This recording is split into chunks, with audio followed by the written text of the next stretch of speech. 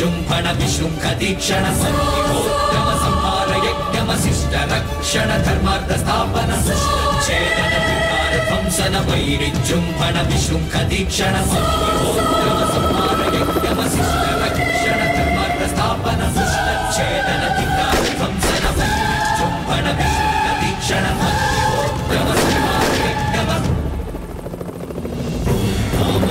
तापसो शिखरधूम ओजसो तेजसो विलयतुं तुं तुं तुं तापसो शिखरधूम तुं तुं तुं ओजसो तेजसो विलयतुं तुं तुं तुं तापसो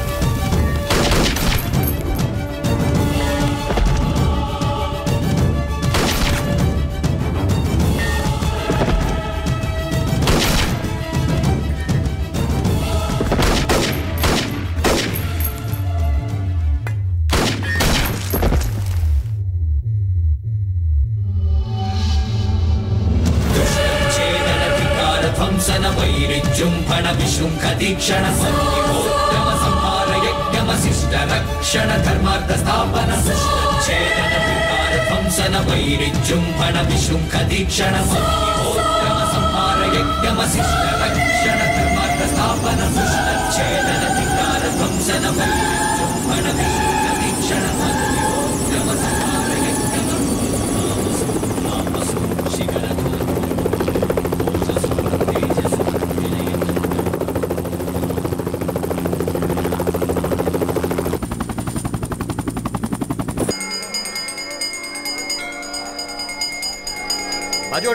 बाजू हटो पांडे भैया की जय, पांडे भैया की जय, पांडे भैया की जय, पांडे भैया की जय।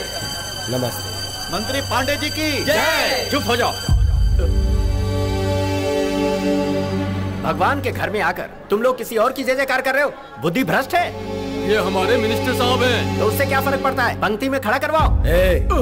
मेरी इस तरह बेइज्जती करने के लिए यहाँ लेकर आए? मंत्री जी माफ कर दो, गलती हो गई। पंडित, ऐसे मंदिर और तेरे जैसे सैकड़ों पुजारियों को देखा मैंने। मैं जहाँ भी जाता हूँ वहाँ पर मंगल आरती का टाइम बदल जाता है और मैं जहाँ नहीं पहुँच पाता वहाँ से टोकरी भर के प्रसाद मेरे घर पहुँच जाता है। पंडित जी, आप क्यों इस तरह की कठोर बातें कर रहे हैं? मिनिस्टर साहब यहाँ इसलिए आए हैं ताकि हमारे मंदिर को ज्यादा से ज्यादा फंड रिलीज करवा सकें। मंदिर को फंड दिलवाकर अगर उन्हें लगता है कि उनके सारे पाप धुल जाएंगे तो उनसे कह दो यहाँ आने की जरूरत ही नहीं है। पहले तू ये तय कर ले कि तुझे यहाँ रहना है या नहीं। ये गंदी राजनीति करने वालों का पार्टी ऑफिस नहीं है। सच्चाई, धर्म, न्याय, नीति का स्वतंत्र पीठ है। इस पीठ से ही हमारी इज्जत बरकरार है। हम इस पीठ की शान को बरकरार रखने के लिए किसी भी हद तक जा सकते हैं। जब भी हम अपनी योग्यता खो देते हैं तो ये पीठ नीचे उतार देता है। पंडित, मैं वो मंत्री हूँ जिसके पास 28 एमएलए का सपोर्ट है। मेरी बात नहीं मानने से सीएम की कुर्सी तक हिल जाती है और ऐसे में मैं तुझे छोड़ दूंगा। जब तक ये पंडित इस मंदिर में रहेगा मैं यहाँ कदम नहीं रखूंगा। चलो पंडित जी,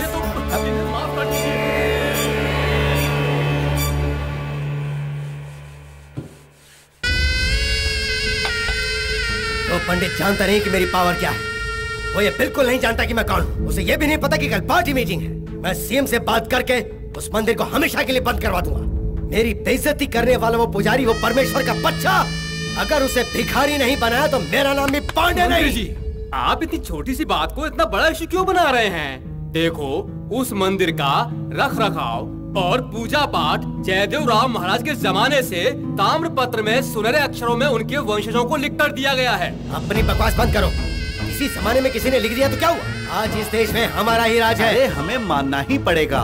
देखिए, ये सच है। हमारे देश को आजादी मिलने के बाद उस मंदिर को इंडोमेंटल में शामिल होने से रोक दिया गया। ये एक इतिहास में दर्ज हुआ पुण्य स्थल है। उसकी देखभाल वही करेंगे। इसकी इजाजत उन्होंने कानून से ले ली है। तो तुम लोग क्या चाहते हो? मेरी बेइज्जती करने वाले को छोड़ दूं, उससे बदला नहीं लूं? आपको इसके लिए कौन रोक रहा है? बस सही समय देखकर उस परमेश्वर पुजारी की गर्दन सर सर सर काट कर फेंक दूंगा। तुम क्या करोगे मुझे नहीं पता, लेकिन वो पुजारी दोबारा उस मंदिर में नजर नहीं आना चाहिए, ये मेरा फैसला है। ठीक है, जैसा आप चाहते हैं वैसा ही हो, आप चिंता ना कीजिए।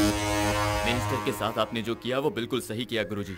देखिए, हर एक धर्म के अंदर ऐसे अहंकारी लोग होते ही हैं। पवित्र मंदिर के अंदर प्रवेश लेने से पहले अपने सारे अहंकार को छोड़कर प्रवेश करें तो ही 33 करोड़ देवताओं को अपनी आंखों से देख सकते हैं। बिल्कुल सही गुरुजी। इस वर्ष का उत्सव भी जल्दी ही आने वाला है। जी हाँ, इस बार इस उत्सव का आयोजन बहुत धूमधाम से होना चाहिए।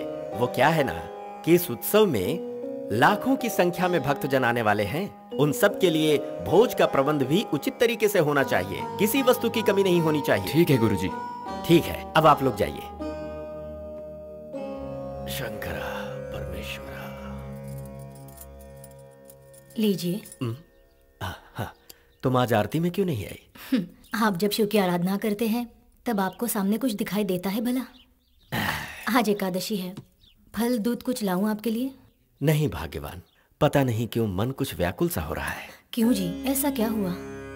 मठाधीश की उपाधि का ये मेरा अंतिम वर्ष है और यही सोचकर मेरा मन अत्यंत व्याकुल हो रहा है भाग्यवान। उसके लिए तू इतनी चिंता क्यों कर रहा है? तेरे बाद तेरा पुत्र शिव प्रसाद है ना, ये याद रख, कब क्या होना है, किसे क्या बनना है, ये सब ऊपर वाला जानता है। आप कहे तो मैं शिव से इस बारे में बात करूं? अब क्या बात करना है उससे? क्या वो मेरी बात सुनकर उसका पालन करेगा? वो सब तो ठीक है, उत्सव में उसे आमंत्रित किया है कि नहीं? वो क्या है ना कि अमेरिका से उसे यात्रा का प्रबंध करके आना होगा। पिताजी, उसने बताया था मार्स प्लेनेट में सैटेलाइट लॉन्च करने का डेट नजदीक आ रहा है। अब 2 हफ्ते से फोन भी नहीं आया। मैं फोन करके देखता हूँ। अच्छा बताओ, तुमने शिवम को भी कहा है कि नहीं? हाँ, जब देखो तब एक्सपोर्ट का बहाना देकर ये देश वो देश भटकता रहता है। वो क्या एक्सपोर्ट करता है ये भगवान ही जाने। अब किसी एक स्थान में रहने वाले की स्थिर पहचान रहती है, अब उसे हम फोन करें भी तो कहाँ? यहाँ वहाँ बवंडर की तरह घूमता रहता है वो। बिल्कुल, बहती नदी, तेज वायु, घूमती हुई भूमि, फैलती हुई आग, कभी भी एक ही स्थान पर नहीं रुकता है। वैसा ही है ये शिवम, सदा यात्रा करने वाला काल भैरव।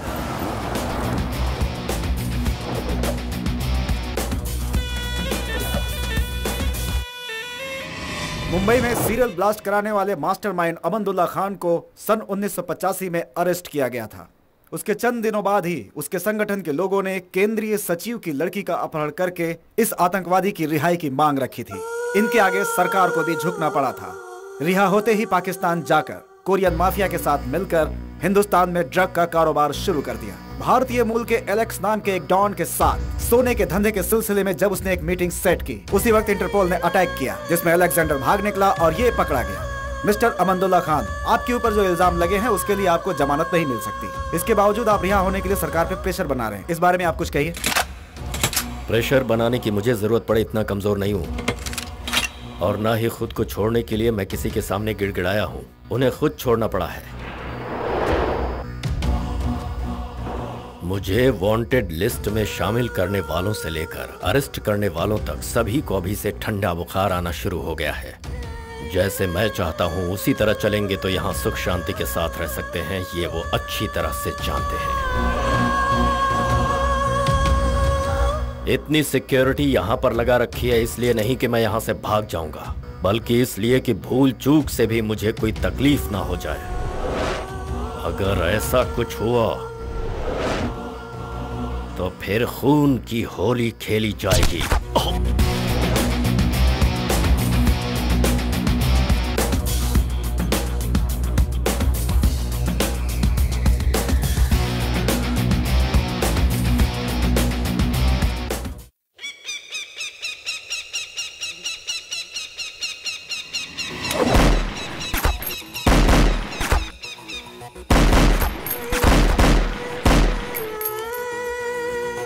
डबल गेम खेलकर चंद प्यादों को क्या मार दिया, ये मत समझना कि गेम इज ओवर। वो बाहर जरूर आएगा। The real game begins now. Baby, उसको बाहर लाने का काम मैंने ही किया है। नाउ ही इज नो मोर। खान गया कब्रिस्तान। तू एक लड़की है इसलिए छोड़ रहा हूं तुझे। जी ले अपनी जिंदगी।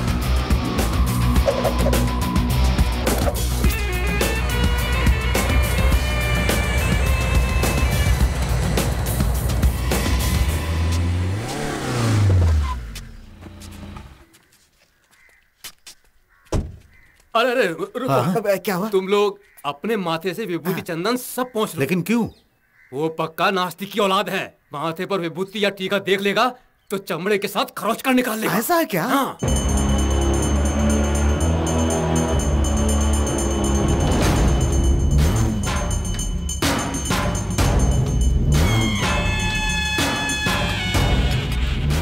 अहम ब्रह्मास्मि। मेरे लिए मैं खुद भगवान हूँ।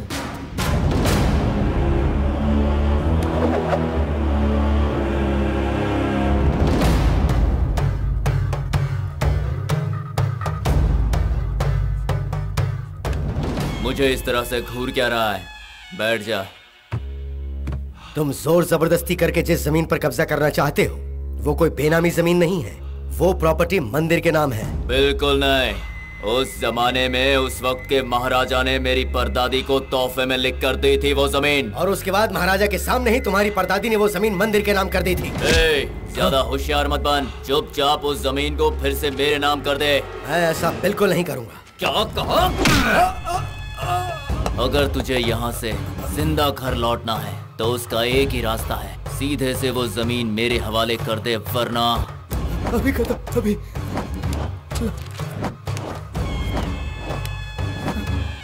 मैंने इस पे साइन कर दिया। अब मुझे जाने दो। इसकी लाश ले जाकर एक गड्ढे में डाल दो और वहाँ एक नारियल का पेड़ लगा दो। भूतनाथ जी, आपका नाम बिल्कुल सही है। माँ बाप ने सोच समझ कर रखा है। भाई, जब आप उसके सर पर नारियल फोड़ रहे थे तो हमारा दिल धक धक कर रहा था। भाई, आप इस तरह कितने नारियल फोड़ चुके हैं? कितने सर फोड़े उसका हिसाब नहीं है तो नारियल का हिसाब कैसे रखूंगा? लेकिन एक बात जरूर याद रखना, हाल ही में जितने सर फूटेंगे उनमें तुम तीनों के सर शामिल होंगे। मेरी 40 एकड़ की जमीन में जो गौशाला है, कहा था उसे खाली करवाओ। वो काम छोड़कर तुम सब अपनी जेब भरने में लगे हुए हो। अरे रे, ये आप क्या कह रहे हैं? हमारी इतनी जुर्रत? भाई, कुछ दिन और इंतजार कर लो। मंदिर की सारी जमीन जायदाद को अपने हाथ में लेकर हम सबको नीचा दिखाने वाला वो परमेश्वर पुजारी है। लेकिन कुछ ही दिनों में वो उस कुर्सी से उतरने वाला है। देखो, अब मुझसे और इंतजार नहीं होता। क्या है ना, मैं नारियल फोड़ने के लिए बहुत उतावला रहता हूँ। आपको फिक्र करने की कोई जरूरत नहीं है। सारी जिम्मेदारी हम तीनों पर छोड़कर आप बेफिक्र होकर निश्चिंत हो जाइए। हम लोग सब संभाल लेंगे। गुरुजी, आपका संगीत सुनकर तो तालाब की मछलियाँ भी ऊपर आकर अपना नृत्य दिखा रही हैं। सभी विद्वानों के पास एक ही गुण होता है, लेकिन आप गुरुजी हर किसी की आवाज में कैसे गा लेते हैं? आप बहुत टैलेंटेड हैं। ये बात पूरा संसार जानता है। मुद्दे की बात करो। गुरुजी, आज आपको ढूंढते हुए एक बड़ा आदमी आया था। कौन था? उनकी लड़की की शादी में वो आपसे संगीत सम्मेलन करवाना चाहता है। तो कर देंगे। मेरी आपसे एक रिक्वेस्ट है। आपने इससे पहले एक शादी में गाना गाया था ना, शोक संगीत। यहाँ कौन किसका है, बेरहम दुनिया है। इमोशनल गाने मत गाना वहाँ पर। उससे तुझे क्या प्रॉब्लम है? मुझे कोई प्रॉब्लम नहीं है। ब्याह रचाकर घर संसार बसाने वाला लड़का आपका गाना सुनकर 1 महीने के अंदर ही अपनी पत्नी को छोड़कर जंगल में चला गया। वही तो, मेरे संगीत में पावर है। पावर संगीत में नहीं, आपके पेट में है। भूल गया?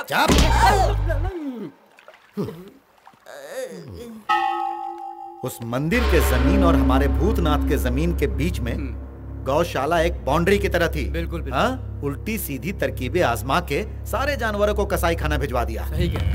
चल चल, अंदर ले चल, चल। क्या कर रहा है? चल, ले चल। आदाब भोलेनाथ।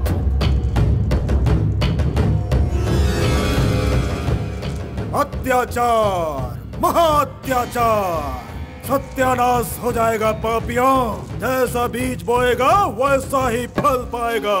याद रखना, दूध देने वाली का रक्त बहाने वाले पापियों, तुम्हारा सत्यानाश हो। सड़ी गली चीजों को खाकर पचाने वाले गिद्ध तुम। घोर संकट आने वाला है। तुमने जो जाल बिछाया है उसमें तुम लोग ही फंसोगे, क्योंकि एक धूमकेतु तुम्हारे विनाश के लिए अब आ चुका है।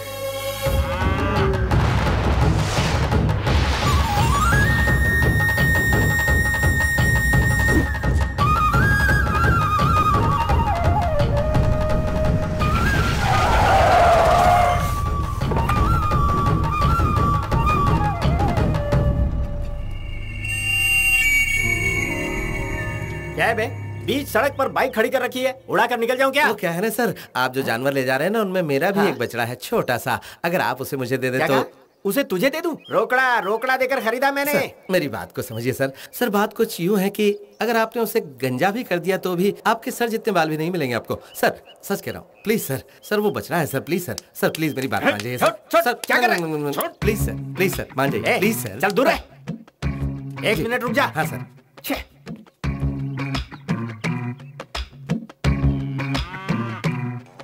क्या हुआ बेटा? मैंने छोना। हाँ क्या कहा? ये बात है। अच्छा छोना, उन्हें भी साथ में ले चलेंगे। ओके। ये क्या किया तुमने? एक को कहा था तुमने सबको उतार दिया। हमने नहीं, सबको इसी ने उतारा है। ऐसा क्यों किया? दिखाई नहीं दे रहा मैं बात कर रहा हूँ छोना से? हाँ अच्छा ठीक है, ठीक है ठीक है ठीक है ठीक है। ये क्या पागलों के जैसे इससे बात कर रहा है? इसकी बोली तुझे समझ में आती है? क्यों नहीं समझ में आएगी, बिल्कुल समझ में आएगी। ये कह रहा है कि इसे माँ भी चाहिए। अभी चल रास्ता नाप। भाई क्या है ना, लगता है तुम भी अपनी माँ से बिछड़कर लावारिस। मैं लावारिस नहीं हूँ। हाँ तो ये भी लावारिस नहीं बनना चाहता। ओ हाँ तो बोलो माता। हाँ हाँ बोलो बोलो। हाँ तो ये बात है। ओहो ऐसा क्या? ठीक है मैं बात करता हूँ। Okay don't worry don't worry. ठीक है इसकी माँ को भी ले जा। हाँ बात यह है कि हम दोनों के सौदे में एक छोटा सा चेंज आ गया। अब कैसा चेंज है भाई? माँ अकेली आने को तैयार ही नहीं हो रही है। तो फिर ये क्या चाहती है? ये माँ जॉइंट फैमिली में पली बड़ी है, तो अब दीदी को, दादी को, नाना को, नानी को, काका को, काकी को, बुआ को, फूफा को, सबको ये अपने साथ ले जाना चाहती है। कंफ्यूजन ये है कि तुम इन सबको मुझे लौटाओगे या फिर नहीं। कह रहे हीरो अपन को धमकी दे रहा है। अब तो अपन तेरे को ही कसाई खाना ले जाएगा, समझा?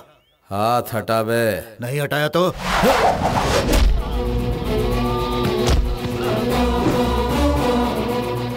भाई क्यों बुला रहा है? वो मरकर जहन्नुम पहुंच गया है। तू भी जाएगा क्या उसके पास?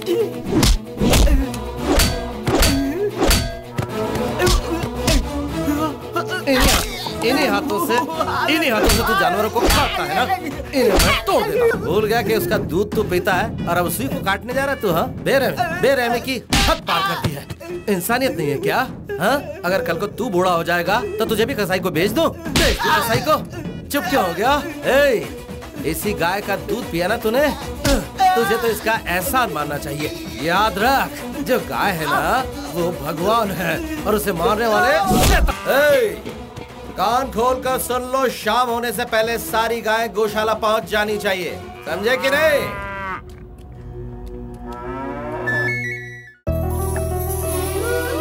दीपक राग से दीप जल उठी, मेघ मल्हार से वर्षा हो उठी। ये क्या है गुरुजी? आपका संगीत सुनकर लड़की ही प्रकट हो गई। यही तो स्वर सम्राट का कमाल है। गुरुजी नारी कसाई बन गई। ये क्या कर रही है? इतने खूबसूरत चेहरे ने अचानक चंडी का रूप ले लिया। आज तो मैं सबक सिखा कर ही रहूंगी। मैं छोड़ूंगी नहीं। टुकड़े कर दूंगी।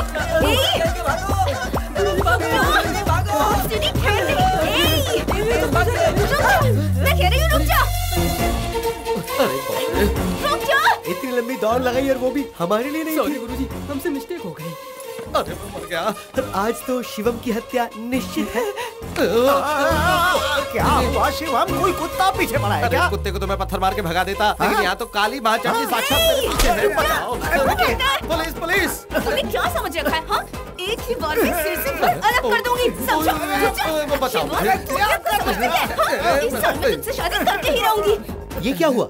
जो हत्या करने गई थी वो विवाह की बात कर रही है। गुरुजी क्या आपका ट्रैक क्लोज। अरे तू तुझसे शादी कौन करेगा? तुझे पता है तू कैसी लड़की है? ना शर्म ना हया, ये कोयता लेकर बीच सड़क पे मुझे दौड़ा रही है। गुरुजी आपका ट्रैक ओपन। अंकल जी आप इस लड़की को नहीं जानते। पता इसने 10वीं में क्या किया था? इतनी शॉर्ट्स पहनकर पेड़ के ऊपर चढ़ गई थी और मुझे नीचे बैठा दिया। आम जो चुराने थे इसे। शिव की सौगंध, काश तेरी जगह वहाँ पर मैं होता। हाँ? पर चाहे जो भी हो, मैं शादी तुझसे ही करूंगी। सिर कट जाए या जान चली जाए, तुझे मुझसे कोई नहीं बचा सकता। तो मेरा भले सर कलम कर दे, मैं तुझसे शादी नहीं करूंगा। बिल्कुल सही कहा, किसी भी कीमत पे इससे शादी मत करना, अपनी जुबान पे कायम रखना। थैंक यू, आप इसे संभालो। क्या पापा, आप हमेशा उसी की तरफदारी करते हैं। अरे तेरी किस्मत अच्छी है, वो खुद शादी से इनकार कर रहा था, आज आया है, कल चला जाएगा, 6 महीने तक नहीं दिखेगा। वो कहाँ क्या करता है किसी को कुछ नहीं पता। ये लड़का तेरे लायक नहीं है, एक अच्छे लड़के से तेरी शादी करवाऊंगा, उसे भूल जा तू। शिवम के साथ इसकी शादी नहीं होगी। अब आपकी लाइन के लिए ऐसा क्या? तो फिर मैं बजाना शुरू करता हूँ। क्या? हारमोनियम। तुम लोग हमेशा सिर्फ डबल मीनिंग ही समझते हो। गुरु गुरु गुरु गुरु, जरा रुको गुरु। ओ श्री कुमार, कैसे हो? टोपी पहनाने का बिजनेस कैसे चला? चुप हो जाओ गुरु, पुरानी बातों को तुमने अब तक अपने पेट में पचाया नहीं। ठीक है यार, अच्छा बताओ क्या काम है? ज्यादा कुछ नहीं, बस तुमसे एक छोटी सी हेल्प चाहिए थी। ओ मुझसे? बोलो क्या? तुमने तो उस लड़की को ना कह के छोड़ दिया है, तो मैं सोच रहा था कि ऐसे मौके पे क्यों ना मैं ही ट्राई कर लूं। अगर तुम कोऑपरेट करोगे तो सोचा कि एंटर द ड्रैगन की तरह मैं उसकी लाइफ में एंट्री कर लूंगा। ठीक है, ओके ओके। लेकिन एक बात याद रखना दोस्त, वो लड़की महा डेंजरस है। ये जो तूने अपना एंटीना खड़ा कर रखा ना, इसे छुपा ले वरना नोच के बाहर निकाल देगी। All the best. जा, मैंने छोड़ दिया उसे। थैंक्स गुरु, टाटा गुरु। ओके, तुम संभालो उसे। दीदी, सुना है शिवम लौट आया है। अच्छा, पता नहीं घर कब आएगा। जानती हो, भूतनाथ के साथ ट्रस्ट के सारे लोग मिलकर जानवरों को कसाई खाना भेज रहे थे। हे राम, उसके बाद क्या हुआ? वहाँ हमारा शिवम पहुँच गया और उसने उन सारे जानवरों को बचा लिया। भगवान तुझे बुरी नजरों से बचाए। ये क्या माँ, जब भी आता हूँ तुम आरती उतारती हो। Oh okay okay. इसे ले जाओ। जाओ जाओ, जल्दी नहा कर आओ, मैं तुम्हारे लिए खाना परोसती हूँ। खाने में तुमने हलवा पूरी तो बनाया ना? मुझे पता है तुम्हारी मनपसंद चीज क्या है, मैंने सब वाह बनाया। वाह वाह वाह, इन हाथों से बनाया हलवा पूरी खाए मुझे अरसा हो गया। मैं 5 मिनट में आता हूँ, ठीक है? जा। कैसे हो भाई? Hello, hi. Hi Pavan, how are you? Hi चाचू। ये लो, इसे खोलो और जो तुम्हें चाहिए वो ले लो, ठीक है? Thank you. क्या बात है, मुझसे पहले यहाँ पहुँच गए? बस परसों इसका एग्जाम खत्म हुआ और पापा ने कहा कि उत्सव आ रहा है तो आप लोग आ जाइए, तो हम जल्दी आ गए। गुड। तू लास्ट मंथ अमेरिका आने वाला था, तो आया था या नहीं? कुछ पता ही नहीं चला। आया था लेकिन तुरंत लौट आया, तुमसे मिल नहीं पाया, सॉरी भैया। ये पहली बार नहीं है कि तू ऐसा कर रहा है। बेटा, हाय गॉडफादर, हाउ आर यू? दद्दू। अरे बेटा, मेरा बच्चा शिवम। कैसे हो दद्दू? अरे मैं तो ठीक हूँ, लेकिन तू ये बता कि तू सुबह आने वाला था तो इतनी देर क्यों हो गई? अब क्या कहूँ दद्दू, वो जो लड़की है ना, वो तो साक्षात काली का अवतार है। इतना बड़ा कोयता लेकर बिंदास होकर मेरी जान लेना चाहती थी वो। अरे बाप रे। ये क्या बेटा, तुम उसकी बुराई कर रहे हो? तुम तो उसकी जान हो। क्या कहा? जान हूँ? नहीं भागता तो बीच बाजार में मुझे टपका देती। हाँ, वो तो अंकल आगे तो मैं बच गया। अब ऐसी लड़की से कोई शादी करेगा क्या? मुझे अपनी जान प्यारी है। मतलब तुम्हें मंजूर नहीं है? करेक्ट। तो फिर ठीक है, ये बात याद रखना, चाहे जो भी हालात हो, जो बात तुमने आज कही है कल उस बात से मुकर मत जाना। हाँ, ये क्या? अरे दद्दू, ये तो ऐसे बोल गई जैसे इन्होंने पहले से सब रिकॉर्ड करके रखा हो। देखो, जो रिकॉर्ड होता है उसे हम डिलीट कर सकते हैं, लेकिन अपनी बेटी को तुम्हें नहीं देना है, ये बात उसके पिता ने मन में ठान ली है। क्यों? ऐसा क्यों? उनके होने वाले दामाद का गवर्नमेंट ऑफिसर होना बहुत जरूरी है, ये उसके पिता की शर्त है। तुम विदेश जाने का ख्याल छोड़कर यही रहकर कोई अच्छी सी नौकरी कर लोगे तो मैं किसी तरह उसके पिता को मना लूंगी। आपकी बेटी से शादी करने से बेहतर है कि मैं पूरी जिंदगी विदेश घूमता रहूं। क्यों? शिवम। पापा कब आया बेटा? अभी आया पापा। इस बार 10-15 दिन के लिए यहाँ रुकेगा या फिर से चक्कर गिननी हो जाएगा? पापा, मेजर एक्सपोर्ट का काम निपटा कर आया हूँ। ठीक है ठीक है, इस बार कार्तिक उत्सव के बाद ही तुझे यहाँ से जाना होगा। पापा, मम्मी के हाथ का खाना और आपके हाथ का प्रसाद खाकर ही जाऊंगा, ये फैसला करके आया हूँ। अच्छी बात है। हाँ माँ। अरे जल्दी आ, कब से बुला रही हूँ। हाँ आ रहा हूँ माँ, आता हूँ, माँ बुला रही।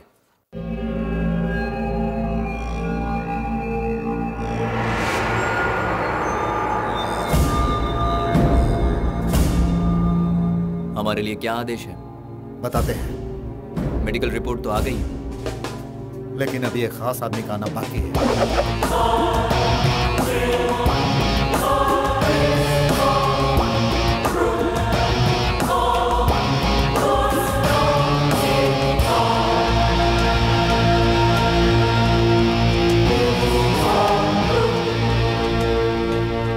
शुक्रिया मेरे दोस्त, शुक्रिया। लगता है अपनी डेड बॉडी पर फूल चढ़ाने वाला पहला आदमी मैं ही हूं। जब भी ऑपरेशन कॉम्प्लिकेटेड हुए तुम रिस्क उठाकर मुझे सेव करते रहे, लेकिन अफसोस मैं तुम्हें सेफ नहीं रख पाया। इसके लिए दिल से सॉरी मेरे दोस्त। तुम्हारी मौत के साथ मेरी आइडेंटिटी भी खत्म। ओह, कंफ्यूज्ड। कंफ्यूज क्यों हो रही हो snake? You are too precious to be lost. तुम्हारी मुलाकात हमेशा मुझसे ही होती थी। ये तो बस मेरा एक मुहावरा था। मेरा दुश्मन एलेक्स मुझे नीचे गिराने के लिए कैसे कैसे प्लान बना रहा था मुझे पहले से पता है, लेकिन उसका फाइनल टारगेट क्या है ये जानने के लिए अपने डुप्लीकेट को उसके साथ मीटिंग के लिए भेजा था। उसने तो मुझे शमशान पहुंचाने का पूरा बंदोबस्त कर रखा था। सत्य, आज तुम जिंदा हो यही बहुत है। कम, लेट्स सेलिब्रेट। किस खुशी में? जो जेल के अंदर बंद था उसे बाहर निकाल कर पब्लिक के सामने मारा, इस खुशी में सेलिब्रेट करें, या फिर मेरी आइडेंटिटी हमेशा के लिए खत्म हो गई इस खुशी में?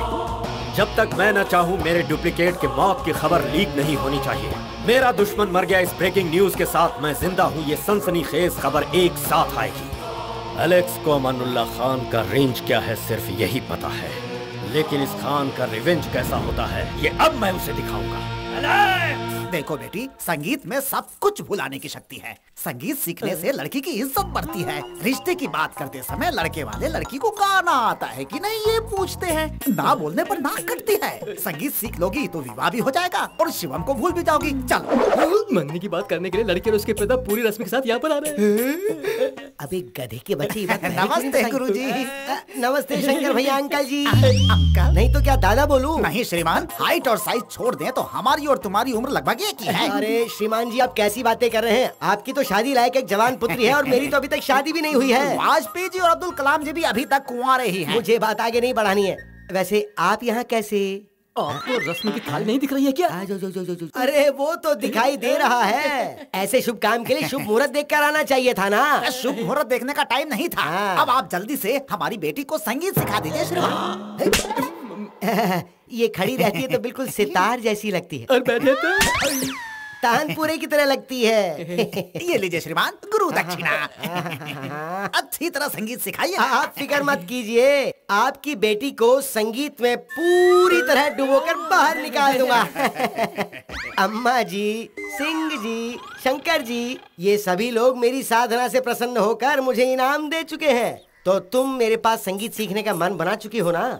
ये दो गधे पिछले 3 सालों से मुझसे संगीत सीख रहे हैं और 3 सुर तक नहीं सीख पाए। कुछ सिखाएंगे तभी तो सीखेंगे ना। अच्छा, 5-6 साल पहले यही स्टेशन के बाहर नुक्कड़ पर तुम नारियल पानी बेचा करते थे। इतनी जल्दी इतनी कामयाबी कैसे? संगीत की साधना करने के लिए मैं हिमालय पर्वत में जाकर आलाप करते करते करते थक कर मैं वहीं सो गया था। व्हाइट और व्हाइट ड्रेस में फिर सरस्वती हाथ में वीणा लेकर प्रकट हो गई थी। उन्होंने मुझसे पूछा कि बोलो कितना अमाउंट चाहिए तुम्हें बच्चे? गुरुजी, वो एजुकेशन डिपार्टमेंट की है। एजुकेशन देने वाली क्या कैश नहीं दे सकती है गधे? तब मैंने कहा कि मुझे संगीत के अलावा और कुछ नहीं चाहिए। तो उन्होंने लंबी जबान निकाली और बीज मंत्र मेरे मुंह में फूंक दिया था। कवि सम्राट कालिदास की कहानी लग रही है। तुम मेरा मजाक उड़ा रही हो। तुमसे अच्छी तरह म्यूजिक सीखकर मैं उसे खुश कर दूंगी। किसको? मेरे शिवम को। तुम उस शिवम को खुश कर सकती हो या मैं तुम्हें खुश करके जीतता हूँ ये तो वक्त ही बताएगा। ये देखो यहाँ अकेला बैठा है, अब मैं अपनी चाल चल देता हूँ। कैसे इंसान हो यार तुम? ऐसे घुरा रहे हो जैसे कोई जानवर घुरा रहा है। इतनी बुरी आवाज भी नहीं थी यार। और नहीं तो क्या, पास आकर घर घर गेंडे की तरह घुरा रहा है। ये 3 पैक का असर है ना। पैक का असर है? क्यों बे, भवानी ने अब तक तेरी मांग नहीं भरी क्या? वो तो किसी भी दिन भरवा लूं। हाँ। लेकिन उसके बाप के दोनों पैर मेरी छाती पे पड़े हैं। क्यों, ऐसा क्या हुआ? कल उस लड़की को देखने कोई लड़का और उसके घर वाले आ रहे हैं भाई। हाँ, लेकिन मैं उसमें क्या कर सकता हूँ? अब तो सब कुछ तुम्हारे हाथ में है ना भाई। तो अब तेरी मांग मैं भरूं क्या? मेरी मजाक क्यों उड़ा रहे हो? फटाक से कोई आइडिया दो ना।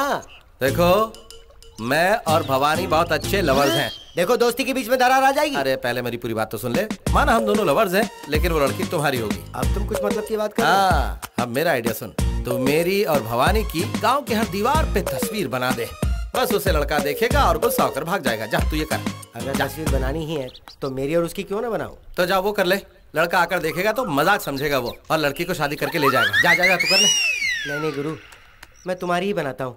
गुरु मुझे आशीर्वाद दो ना। तेरे एंटीना की कसम शीघ्र ही तेरा विवाह संपन्न हो तथा अपनी बच्ची की तारीफ नहीं कर रहा हूँ, वो लाखों में एक है। बड़ों के आगे तो सर नहीं उठाती, डिग्री पास कर चुकी है, बहुत अच्छा गाती है। अरे यही तो है उसके गुरुजी। छोटी उम्र में बूढ़े को इसकी शादी कराने की जरूरत क्या है? गुरुजी, उसकी शादी की तैयारी कर दो, ये बात आप ही ने कही थी। उसकी शादी मेरे साथ करवा देगा, यही सोचकर मैंने उससे कहा था। गुरुजी, ऐसा कभी हुआ है कि आपका प्लान कभी काम किया हो?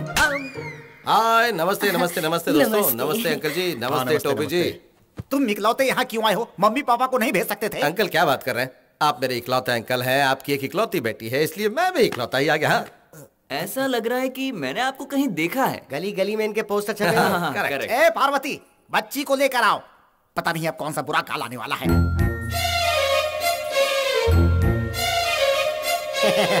इन्हें भी मैंने कहीं अच्छा, ये क्या किया? मनहूस। पापा क्या है? लगता है इस लड़की को भी मैंने कहीं देखा है। इसमें शक्कर तो बराबर से मिलाई है ना? हाँ मिलाई है, हाँ। लेकिन मिक्स नहीं की है। तो करो जाने मन, मिक्स करो। हाँ ए जी, मेरी फिंगर छोटी है। ठीक है, तो लाओ मैं करता हूँ। ओके।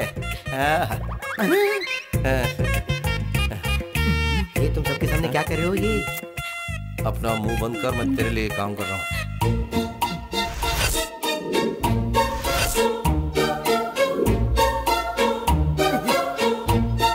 पापा क्या हुआ?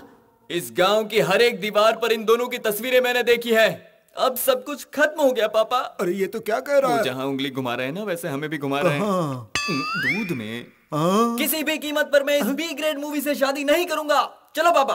एक मिनट, मुझे बी ग्रेड मूवी कहा? हाँ। अबे मैं ब्लॉकबस्टर मूवी हूँ, तुम मुझे रिजेक्ट करोगे? तुम्हारी हैसियत ही क्या है? मैं तुझे रिजेक्ट करती हूँ, चल। बड़ा है। हो जी, चलिए यहाँ से। अरे चलो जी। अरे रुकिए। अरे अंकल, आप बेकार का टेंशन क्यों ले रहे हैं? ये वो पिक्चर है जो डब्बा है, रिलीज नहीं हुई। लेकिन आपकी लड़की का, उसका तो सिल्वर जुबली होने वाला है, सुपर हिट लड़का मिलेगा उसे। हाँ, मेरा काम तो हो गया। ठीक है। शिवम के आते ही मैं समझ गया था कि ये रिश्ता कभी हो ही नहीं पाएगा। आप हताश मत होइए, कोई समाधान निकाल लेंगे। आप कुछ कहना चाहते हो क्या? आपके तेवर बदले बदले लग रहे हैं। दीवारों पे तस्वीर बना के रिश्ते बिगाड़ता है। गुरु रुक जा गुरु। क्यों, क्या बात है? हाँ, ओहो, तुम्हारा ससुर तो तुमसे अच्छा आर्टिस्ट है। दोनों गालों पर क्या पेंटिंग बनाई है? गुरु, तस्वीर बनाने वाला मैं हूँ और तस्वीर बनवाने वाले तुम हो। तो ये बात लड़की के बाप तक कैसे पहुँची, जरा ये समझाओगे मुझे? रात दिन मेहनत करके तुमने बहुत ही बढ़िया तस्वीरें बनाई हैं। तुम्हारी ये कला जगत प्रसिद्ध होने वाली है। आर्ट बाय श्री कुमार लिखकर सब दूर ऑटोग्राफ बना दिया है। कैसा है? तुमने तो मेरा नाम प्रसिद्ध कर दिया। तू मुझे बता, उस लड़के ने तुझे रिजेक्ट क्यों किया? उसकी आंखें ठीक नहीं थी क्या? ओहो, उसकी आंखें बिल्कुल ठीक थी, इसीलिए ऐसा किया। क्यों? गांव की दीवारों पर मेरी और शिवम की जो आड़ी तेरी तस्वीरें बनी थी, वो उसने देख ली थी। वो किसने बनाई? और कौन बनाएगा? शिवम ने? हाँ, उसी ने। वो है ना, मुझे बहुत चाहता है, इसीलिए ऐसा किया। लेकिन वो कभी जताता नहीं। आखिर वो अपने प्यार का इजहार मुझसे कब करेगा, पता नहीं। लगता है वो आ गया है। मैं उसका मुंह खुलवाती हूँ, छुप जा तुम। ठीक है। माँ, इतनी जोर की भूख लगी है कि पेट में चूहे कबड्डी खेल रहे हैं। ओहो, ये क्या माँ, हॉट वेदर में काली साड़ी पहन रखी है? क्या बात है माँ, आज इतनी सीरियस क्यों लग रही हो? क्योंकि मैं सीरियस हूँ। मैं तुमसे एक बात पूछती हूँ, क्या सच बताओगे? माँ, मैंने अपनी जिंदगी में तुमसे कभी झूठ बोला है तो क्या? फिर ये बता, गांव की दीवारों पर तेरी और भवानी की ऐसी आड़ी टेढ़ी तस्वीरें किसने बनाई? बनाई है उस मोटू श्री कुमार ने और बनवाई है मैंने। क्या? किस लिए? ताकि भवानी की उस लड़के से शादी न हो सके। ऐसा करवाने से तुझे क्या मिलेगा? मुझे भवानी मिलेगी, और क्या माँ? मतलब वो तुझे पसंद है? ये क्या माँ, बेटे से ऐसे सवाल नहीं पूछे जाते। ए, तुझे पसंद है या नहीं? हाँ, पसंद है। हाँ, मुझे कुछ सुनाई नहीं दिया, जरा जोर से बोल। भवानी मुझे बहुत पसंद है। तो फिर गधे, उस बच्ची को तू जानबूझकर क्यों सताता है? देखो माँ, ऐसा है कि अगर मैं उसे चाहता हूँ, ये उसे पता चल गया, तो मेरी शादी से पहले ही तुम 2-3 बच्चों की दादी माँ बन जाओगी। मेरी बच्ची कितनी खुश हो गई। मजाक कर रहा था, माँ कसम मजाक कर रहा था। मैं सच बता रहा हूँ, पीछे मत पड़ो यार। छोड़ दो बाबा, माफ कर दो। सुनो ना, तुम्हारी कई बातों को सच साबित कर दे क्या? माँ बचाओ। अब मैंने डिसाइड कर लिया है, चाहे जो कर लो, मैं अब तुमसे दूर नहीं होने वाली। अब कहाँ जाओगे मेरे सोना? मैंने अपनी सेफ्टी के लिए अपने डुप्लीकेट को रखा था, लेकिन उसने डुप्लीकेट को मारकर ओरिजिनल को ही डमी बना दिया। कोई भी सिर्फ मेरे फोन कॉल पर भाई का आदमी आ रहा है ये कहकर सारे काम काज छोड़कर मेरा काम पहले करता था, लेकिन आज जब मैं खुद फोन कर रहा हूँ कोई फोन उठाने को तैयार ही नहीं।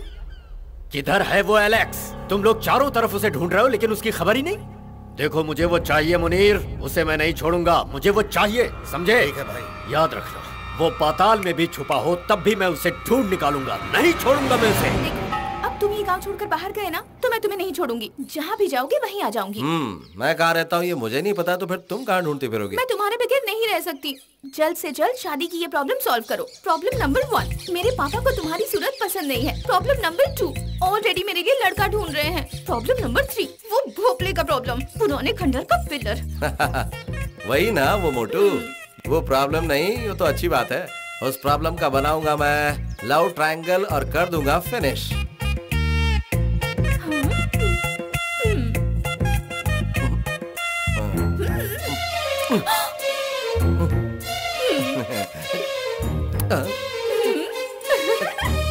आज से आपका खाना पीना सब बंद। आज के बाद सिर्फ गाना बजाना। जिस चिड़िया के पीछे आप थे ना, वो तो फुर्र करके उड़ने वाली थी। वो तो सही वक्त पे आकर शिवम ने मदद की तो वो नहीं उड़ पाई।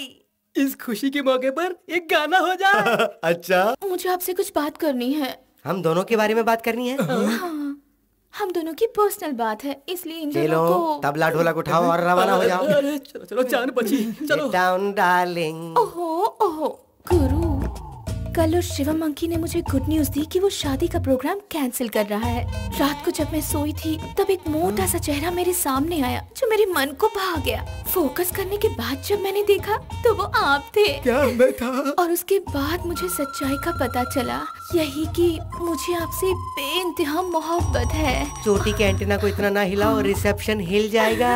नॉटी। आपसे एक सवाल पूछूं?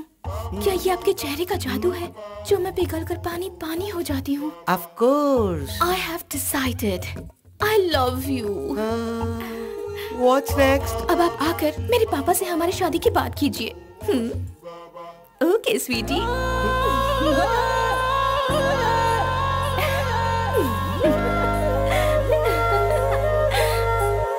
भवानी अब तक घर नहीं आई है, शादी के लायक हो गई है, फिर ये म्यूजिक सीखने की क्या जरूरत? सोचा था संगीत सीख लेगी तो अच्छा लड़का मिल जाएगा, लेकिन वो उसे तो लाज शर्म ही नहीं है तुम्हारी वजह से।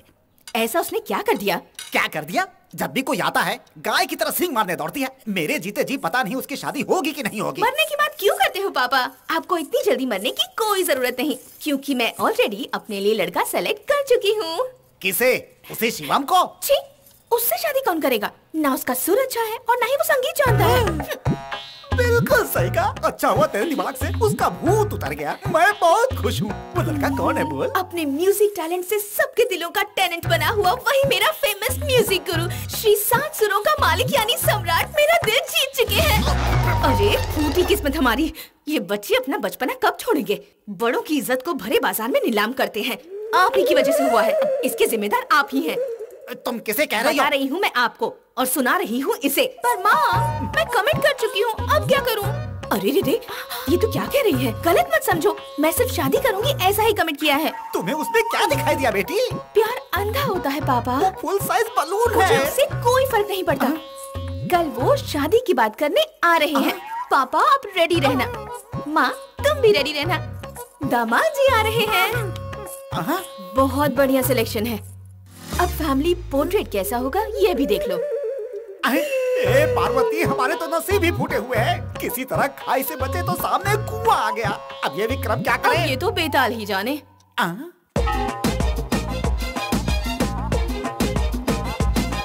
आपने मुझे अपने साथ लाकर यहाँ क्यों बिठाया है पापा? वो मेरे लिए घर में आकर इंतजार कर रहे होंगे। अरे मैं ये नहीं चाहता, इसीलिए यहाँ लेकर आया हूँ। तू चुप बैठ। ओहो, अरे ये अमंगल मंगल आरती के समय यहाँ कैसे आ गया? अरे इसे यहाँ किसने बुलाया? इन्हें यहाँ मैंने बुलाया है पापा। क्या कर दिया तुमने? चलो भागो यहाँ से। पापा रुको ना पापा, एक मिनट। क्या बात है श्रीकांत अंकल, यहाँ कैसे? क्या कहा अंकल? और नहीं तो क्या तुम्हें दादा कहूँ क्या? हेलो, मैं तुम्हारी लड़की का पति, तुम्हारा दामाद। मेरी लड़की का पति नहीं, तुम काला कोयला हो। हाथ दिखाकर बात मत करो। कल इन्हीं हाथों से मेरा पैर धोकर कन्यादान करने के बाद अक्षत डालेंगे मेरे सिर पे। अक्षत मैं तेरे सर पे नहीं डालूंगा, तेरे लाश पे डालूंगा, तुझे जला दूंगा। सुन लो, इन दोनों की शादी हरगिज नहीं होगी। ऐसा करने से पहले तुम्हें मेरी मर्जी जाननी होगी। तुम्हारी मर्जी जानकर क्या करना है मुझे? शादी करने वाली लड़की राजी है, हम दोनों शादी के लायक है, तो फिर सोचना कैसा? क्या कहा? इससे शादी करोगे क्या यार? नहीं नहीं, ये अब तक शादी के बिल्कुल लायक नहीं, जबकि तुम तो शादी की उम्र पार कर चुके हो। सच में देखो भवानी, इसे तो तुम्हारी क्या हुआ? छोड़। अरे ये कौन सी लैंग्वेज है? जर्मन लैंग्वेज है। जर्मन लैंग्वेज मुझे नहीं आती। चल मेरा हाथ छोड़। इधर आओ ना गुरु, इधर आओ। गुरु, अगर तुम ऐसा करोगे तो कैसा चलेगा?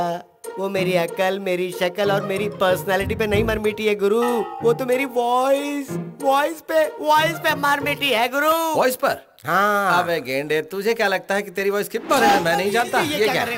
हाँ, ये है ना गीत माला, लोक गीत, भक्ति गीत, वेस्टर्न सॉन्ग, सब कुछ इस वॉइस कंट्रोल म्यूजिक प्लेयर पर भर के रखा। जरूरत के मुताबिक सॉन्ग प्ले करके उसके साथ लिप सिंक करके तू लोगों को टोपी पहनाता है। तेरे पेट पे बंधी है आईपॉड टेक्नोलॉजी, चोटी में लगा हुआ ये जीपीएस एंटेना और कान में मिनी स्पीकर बूम बैग्स। इन सब से तू लोगों को बेवकूफ बनाता है। अगर ये बात मैंने उसे बता दी तो सोच तेरे साथ क्या होगा। पूरे गांव में दौड़ा दौड़ा कर मारेगी। सोच ले, उसके बाद तेरा धंधा भी चौपट हो जाएगा। भिखारी की तरह तू दर दर की ठोकरें खाता फिरेगा। नहीं गुरु, प्लीज, रोजी रोटी के लिए ये सब कर रहा हूँ, ऐसा मत करना। इस राज को राजी रहने दो ना प्लीज। जिंदगी प्यारी है कि मोहब्बत प्यारी, पहले ये फैसला कर ले। जिंदगी प्यारी है, वैसे मैं थोड़ा रिस्क ले सकता हूँ। तो फिर मैं बता देता हूँ, मुझे क्या? नहीं गुरु, जान है तो ही जहान है। चलो। वो क्या है ना अंकल जी, ये तो अभी छोटा सा बच्चा है, इसकी उम्र ही क्या है, और संगीत में तो बहुत ही साधना की जरूरत होती है। अगर अभी से इससे शादी हो गई तो फिर इसकी साधना पूरी तरह भंग हो जाएगी। ये ख्याल इसको आया है ना? जरा बता दे। देवी, आज के बाद हम दोनों का रिश्ता गुरु और शिष्य का है। तो फिर मेरे प्यार का क्या होगा? मेरा ये हाल करने वाला ही तुम्हें सही रास्ता दिखाएगा। अंकल जी, तो फिर शादी के इरादे का क्या हुआ? ट्रायंगल पे गेम सक्सेस। पांडे भाई, हमारा वो 20 एकड़ जमीन वाला काम जो अटका उसे पूरा कर दो ना भाई। तुझे बैठे बैठे वही याद आया है क्या? समझ हो गया, अब टेंशन मत ले। ये बताओ कि नई खबर क्या लाए? पांडे भैया जी, मंदिर का उत्सव नजदीक आ रहा है। हर साल आपके दिए हुए डोनेशन से ही आसपास के 10 गांवों को बुलाकर पेट भर भोजन का प्रबंध आज तक करते आए हैं। उस मंदिर में फूटी कौड़ी नहीं देने वाला मैं। मुझे मंदिर में आने से मना किया उसने। सैकड़ों लोगों के सामने मेरे दिए डोनेशन को उस पुजारी ने धिक्कारा था। मंत्री जी, ये कार्तिक महीना ही उसके लिए आखिरी साल है। बिल्कुल। इसके बाद वो रिटायर होकर घर के सामान की तरह कोने में पड़ा रहेगा। उसके बाद मंदिर का सारा रखरखाव हमारा ही होगा। देख लीजिएगा। ठीक है, चलो देखते हैं, पर याद रहे कि ये उस परमेश्वर पुजारी का आखिरी उत्सव होना चाहिए। अरे बहू, ये शिवम कहीं दिखाई नहीं दे रहा। कोई जरूरी काम है कहकर कल रात को ही वो विदेश चला गया है बाबूजी। शिबू, मुझे तुमसे एक खास विषय में बात करनी है। बोलिए पापा। वो बात ये है, परंपरागत पीढ़ी दर पीढ़ी सदियों से हमारे हाथों से होते आया है ये प्रधान मठाधीश का कार्य निर्वाह करने का इतिहास। उसके देखभाल और महत्व के बारे में तुम अच्छी तरह से परिचित हो। जी हाँ पापा। मेरे पिता अपने कार्यकाल में इस जिम्मेदारी को पूरी श्रद्धा के साथ निभाते आए थे। उनके बाद मेरा चुनाव हुआ, लेकिन आज 40 वर्षों बाद आने वाले महाभरणी नक्षत्र के मुताबिक आने वाले समय के लिए मैं रिटायर हो रहा हूं। शब्द, स्पर्श, रूप, रस, गंध, इन 5 अंशों को लेकर सत्वगुण, तमोगुण, रजोगुण, इन सभी से कर्म सरणीय भेदानुभव अंतः आत्मा से प्राप्त होता है। इसलिए बेटा, मेरे बाद ज्येष्ठ पुत्र होने के नाते तुम्हें इस परंपरा को आगे बढ़ाना होगा। ये क्या पापा, आपको नहीं लगता इतना बड़ा फैसला लेने से पहले आपको मुझसे एक बार पूछना चाहिए था? आपका काम जैसे आपके लिए इम्पोर्टेंट है, वैसे ही मेरा काम मेरे लिए इम्पोर्टेंट है। मैं आपका ये कार्य नहीं कर सकता पापा। ये सिर्फ कार्य नहीं है, सेवा है। सदा भगवान की शरण में रहकर सेवा करने का महत्वपूर्ण कार्य है। पापा, मेरी ये नौकरी मुझे महीने में करोड़ों रुपए कमा कर देती है।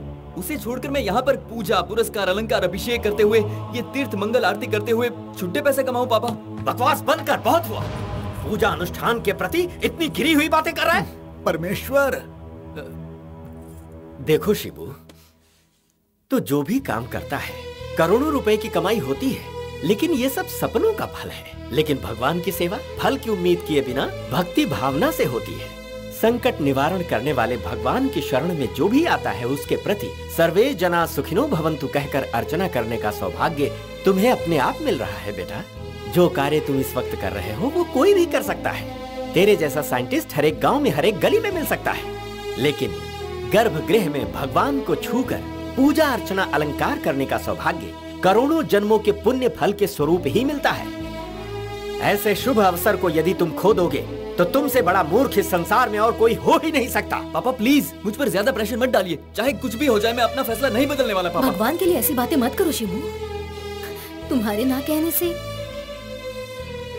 तुम्हारा कोई नुकसान नहीं होगा बेटे, परंतु पुरखों से चली आ रही ये पुरानी परंपरा हमारे वंशजों के हाथ से चली जाएगी। तुम भी ऐसी बातें क्यों कर रही हो माँ? आज मैं आपकी बातों में आकर गलत कदम उठा लूंगा तो कल पश्चाताप भी मुझे ही करना पड़ेगा। कैसी पश्चाताप की बातें कर रहा है तू?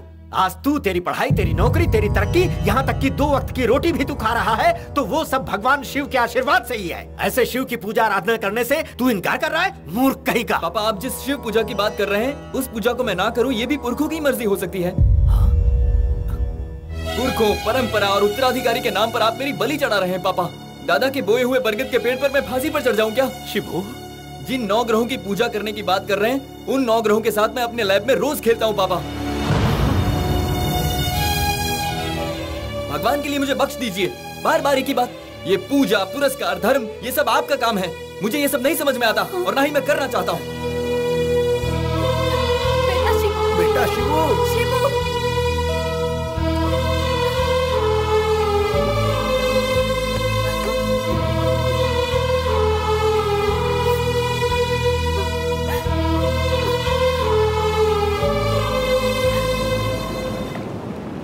Alex, sorry to disturb you on your holiday. Khan के साथ उसके पूरे गैंग को फिनिश करके तुम्हारे इंडिया जाने के बाद यहाँ ब्यूरो ऑफ लैंड मैनेजमेंट के हिसाब से बड़े पैमाने पर फिर से ट्रक का धंधा शुरू हो चुका है। इस बार इस धंधे को किसी और ने टेक ओवर किया है। उसे खत्म करने के लिए ही तुम्हें यहाँ फिर से बुलाया गया है। माफिया नेटवर्क कुछ अलग तरह से काम करता है। किसी और धंधे में जब नंबर 1 का आदमी नीचे आता है तभी दूसरे नंबर का आदमी उसकी जगह पर पहुंचता है, लेकिन यहाँ पर इंतजार नहीं किया जाता बल्कि बंदूक की नोक पर जगह हासिल की जाती है। जो पहली गोली चलाता है जीत उसी की होती है। इसलिए मैंने उसे बाहर निकाला और जहन्नुम भेज दिया। खान की जगह खाली होने के बाद नेटवर्क का फिर से इतने थोड़े समय में चालू हो जाना, इसका सिर्फ एक ही मतलब है, कोई और है जो खान की जगह पर पहुंच चुका है। यास्मिन, यूसुफ, आयशा, जफर एंड नूरू, ये लोग हर महीने 50 से 60 टन ड्रग्स अमानुल्लाह खान से खरीदा करते थे। हमें उन्हें ढूंढना होगा और उनका सफाया करना होगा।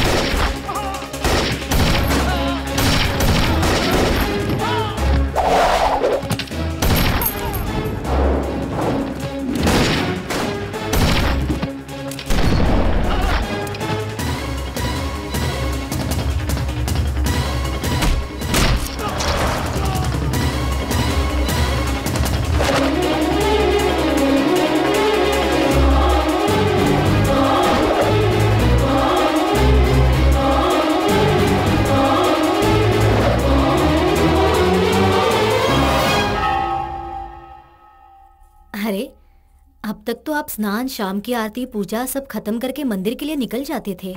आज क्या हुआ जी, आप इतनी देर तक सोए हैं? शिबू ने आपकी बात नहीं मानी, इसलिए आप परेशान मत होइए। आपके बाद शिव का प्रसाद देने वाला कोई नहीं है तो क्या हुआ? शिव अपने भक्तों के लिए खुद ही अपना रास्ता निकालेगा। मैं कब से बोले जा रही हूँ लेकिन आप जवाब ही नहीं दे रहे। क्या हुआ है आपको? ए जी सुनिए सुनिए, ए जी, सुनिए सुनिए ना। शिबू!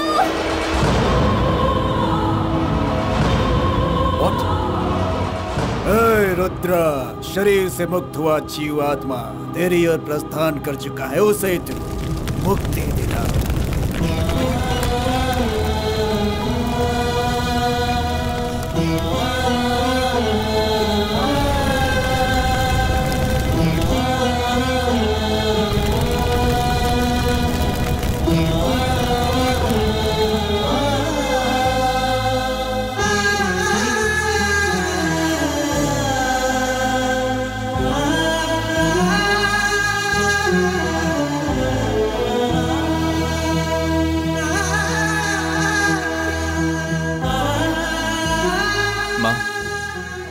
वापस जा रहा हूँ माँ।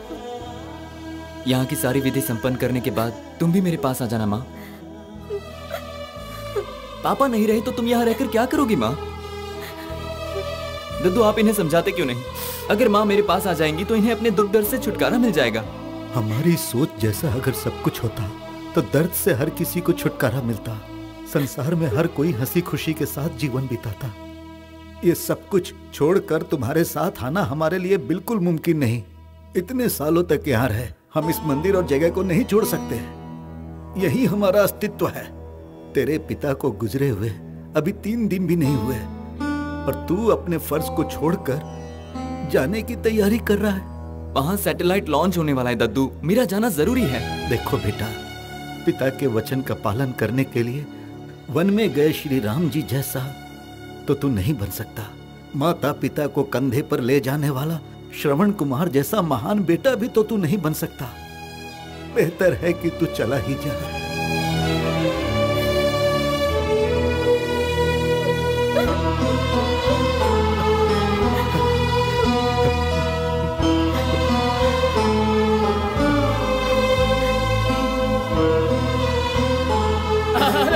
अरे सुनो भाई, जी आपके लिए खुशखबरी है। वर्षों से जो आपका दुश्मन बना बैठा था, वो परमेश्वर पुजारी सीधा कैलाश चला गया। इतना ही नहीं, उसके बाद उसका उत्तराधिकारी बेटा ये कहकर विदेश चला गया कि मुझे इस झमेले में नहीं पड़ना है। इतना अच्छा मौका हमें अपने हाथ से जाने नहीं देना चाहिए, छीन लेना चाहिए उसे।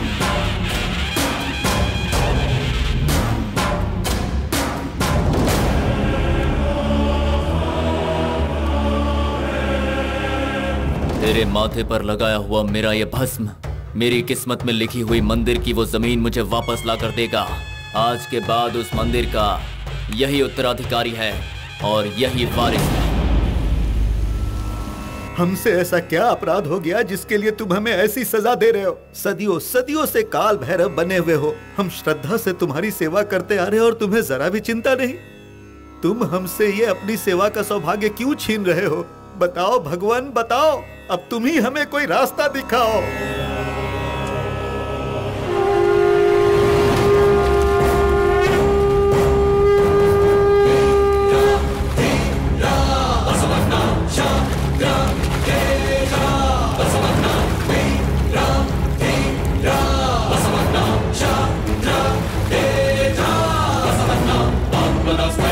ಧೈರ್ಯದ ಶಕ್ತಿಯೇ ಬಸವಣ್ಣ, ಕ್ರಾಂತಿಯ ಶಾಂತಿಯ ಧರ್ಮದ ದೀಕ್ಷೆ ಬಸವಣ್ಣ, ಆತ್ಮದ ಸ್ಥೈರ್ಯದ ಧೈರ್ಯ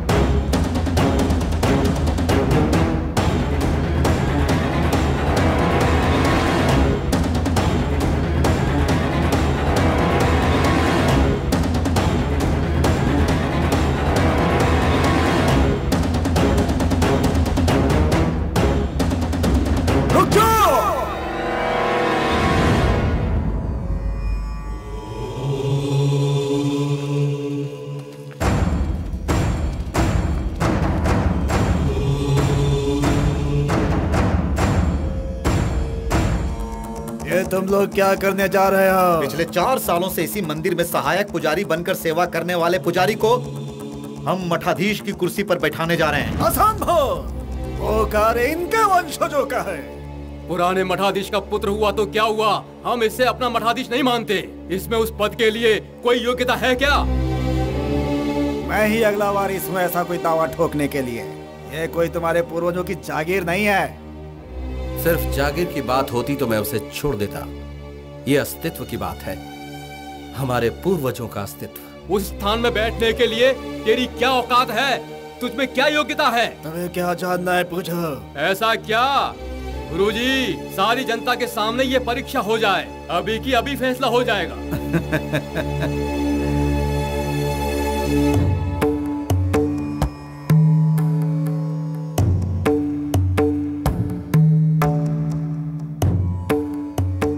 हमारे धर्म में देवालय मतलब एक सशक्त व्यवस्था है।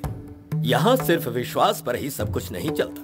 मुख्य द्वार से लेकर गर्भगृह तक, हमारे कुल देवता से लेकर अंतिम पंक्ति तक, पग पग पर नियम शास्त्र का अंश होता है। दैवीय शक्ति को केंद्रित करने के लिए सिर्फ मान लेने या भावना को पालना ही काफी नहीं होता। उसके लिए ऋषियों के दिए हुए ज्ञान की प्राप्ति होनी चाहिए। अर्चना करने वाले की प्रार्थना अगर सही है तो तबेले का पत्थर भी शिव बन जाता है, लेकिन पूजा में अगर रत्ती भर भी चूक हो तो शिव को शिला बनते देर नहीं लगती। संसार के मोह माया में भटके हुए तुम हजारों साल का इतिहास रचने वाले इस मंदिर में किस तरह मठाधीश का कार्य संभालोगे?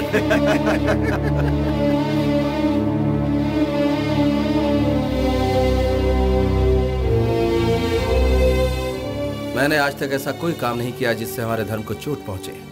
स्वधर्मे निधनम श्रेया, ऐसा गीता में लिखा है। नित्य अनुष्ठान और पूजा अर्चना में किसी तरह की कोई चूक नहीं होगी, ये वचन मैं देता हूँ। खुशी की बात है, तुम्हें शास्त्रों का ज्ञान ही नहीं है, फिर तुम मठाधीश का कार्य कैसे कर पाओगे? भागवत गीता में श्री कृष्ण ने कहा है, तस्मात् शास्त्रम प्रमाणान्ते वर्तते काम कार्ता हंता। ये 14वें अध्याय में कहा है उन्होंने। शास्त्रों के ज्ञान के बिना मन मुताबिक उसका उच्चारण नहीं करना चाहिए, ऐसा श्री कृष्ण ने कहा है। क्या ये पता है तुम्हें? ये 14वें अध्याय में नहीं बल्कि 16वें अध्याय का 23वां श्लोक है। इच्छा शास्त्र विधि मुत संजय वर्तते काम करतः न ससिति मवापनोति न सुखम न परांगतम कहकर। शास्त्र के विधान को छोड़कर जो कोई अपनी इच्छानुसार पाठ करेगा उन्हें सिद्धि प्राप्त नहीं होगी, सुख प्राप्त नहीं होगा और न ही परम गति प्राप्त होगी। इसका तात्पर्य यही है। अब सुनिए 24वां श्लोक। तस्मात् शास्त्रम प्रमाणन्ते कार्य कार्यो व्यवस्थितो यात पर शास्त्रम विधानुतम कर्म कृतम निहर्वशी। इसका अर्थ है कि क्या करना चाहिए और क्या नहीं करना चाहिए, शास्त्र के आधार पर इसका निर्णय होना चाहिए। अपनी सुविधा हेतु कोई भी अनुचित कार्य नहीं करना चाहिए। गीता में भगवान ने इसी सत्य को प्रतिपादित किया है। वो सब तो ठीक है, सही कर्मों को कौन सा धर्म शास्त्र प्रमाणित करता है, क्या तुम्हें पता है? उस शास्त्र में विशेष 3 विधियां हैं, निगम, आगम, स्मृति। निगम का मतलब है वेद, आगम का मतलब है धर्मशास्त्र, स्मृति का मतलब है मंत्र तंत्र विज्ञान। सारे कर्मों का निर्माण, प्रतिस्थापना, अर्चना, सारे विधि विधान आगम शास्त्र के अनुसार ही होने चाहिए। निगम मंत्रों का उच्चारण अगम जैसा ही होना चाहिए। जिस कार्य का निर्माण अगम शास्त्र के अनुसार हुआ है उसी विधान के अनुसार पूजा अर्चना होनी चाहिए। हमारा देवालय शिवालय के अनुसार ही बनाया गया है और हमारे शिवालय मुख्यतः 28 प्रकार के होते हैं। कारण कामिका, योग चित्त, दीप, सूक्ष्म, सहस्रा आदि आदि। हमारा मंदिर कारण कामिका पद्धति से बना है। उसके लिए माता की आराधना और श्री चक्र की स्तुति श्री विद्या के संप्रदाय के अनुसार ही होनी चाहिए। शिव के अनुसार पंच ब्रह्मा मतलब कौन है? शिव का पंचमुख भी पंच ब्रह्मा है। उनके नाम है सद्य ज्योता, वामदेव, अघोर, तत्पुरुषा, ईशान। और इन 5 मुखों से ही न, म, शी, वा, यह नमः शिवाय से ही 5 अक्षर मंत्र उत्पन्न हुआ है। इन 5 मुखों को चैतन्य देने वाला शिव ही पंचमुख होकर संसार का नायक है। अच्छी बात है। और एक छोटा सा प्रश्न, शिवम राज कौन है? कोई गले नहीं, किसी का वध नहीं, असत्य वचन नहीं, कोई अहंकार नहीं, किसी का उपहास नहीं, स्वयं की प्रशंसा नहीं, औरों का अपमान नहीं। यही आत्मशुद्धि है, यही भैरव की सिद्धि है और यही है परमपिता परमात्मा की अमृत वाणी। ब्राह्मण कुल में पैदा होने वाले और भेदभाव का तिरस्कार करने वाले, सब में समानता लाने वाले 12वीं शताब्दी में पैदा हुए बसवराज जी के बारे में ही आप पूछ रहे थे क्या? बिल्कुल। सनातन धर्म ने ही मूर्ति को पूजने के प्रथा की शुरुआत की थी। तब से शिव के आगे बैठे हुए हैं नंदी महाराज, उसके बारे में बताओ। नंदीश्वर शिव पुराण के अनुसार शिला के आगे बैठकर तपस्या करने के फलस्वरूप शिव के ही अंश से अवतरित हुए हैं। ऋषि मुनियों के वेद वाक्य के अनुसार ही धर्म के 4 स्तंभ हुए हैं: सत्य, अहिंसा, शुचि, धर्मपद संपादन। इन 4 स्तंभों पर ही धर्म की सच्चाई टिकी है। इन्हीं ने हम सबको ज्ञान दिया है। धर्म का श्रद्धा से पालन करने पर ही ईश्वर प्राप्त होता है। नंदी महाराज के दर्शन के बाद ही शिव की पूजा होनी चाहिए। धर्म का रक्षक ही भगवान है। भगवान को देखकर सत्य आचरण करना ही धर्म है। शिव पर दृष्टि रखने वाला भक्त आनंद स्वरूप होता है और वो आनंद स्वरूप ही नंदी महाराज है। मानता, भस्म धारण 3 रेखाओं में ही क्यों होता है? उसे आड़ा खींचने का कारण क्या है? अग्निमिति भस्म, जलमिति भस्म, स्थलमिति भस्म, भस्म व्योमिति भस्म जैसे वेद मंत्र भस्म को स्थापित करते हैं। अग्निसारा भस्म वर्चस्व को, तेज को, आयुष, रक्षा, पवित्रता और शांति प्रदान करता है। भस्म भाषणात् भसितम प्रोक्तम भक्ष किल भक्ष भक्षणात्, इसका अर्थ स्मृति व्याख्या। प्रकाश स्वरूप पाप का नाश करने वाली है भस्म।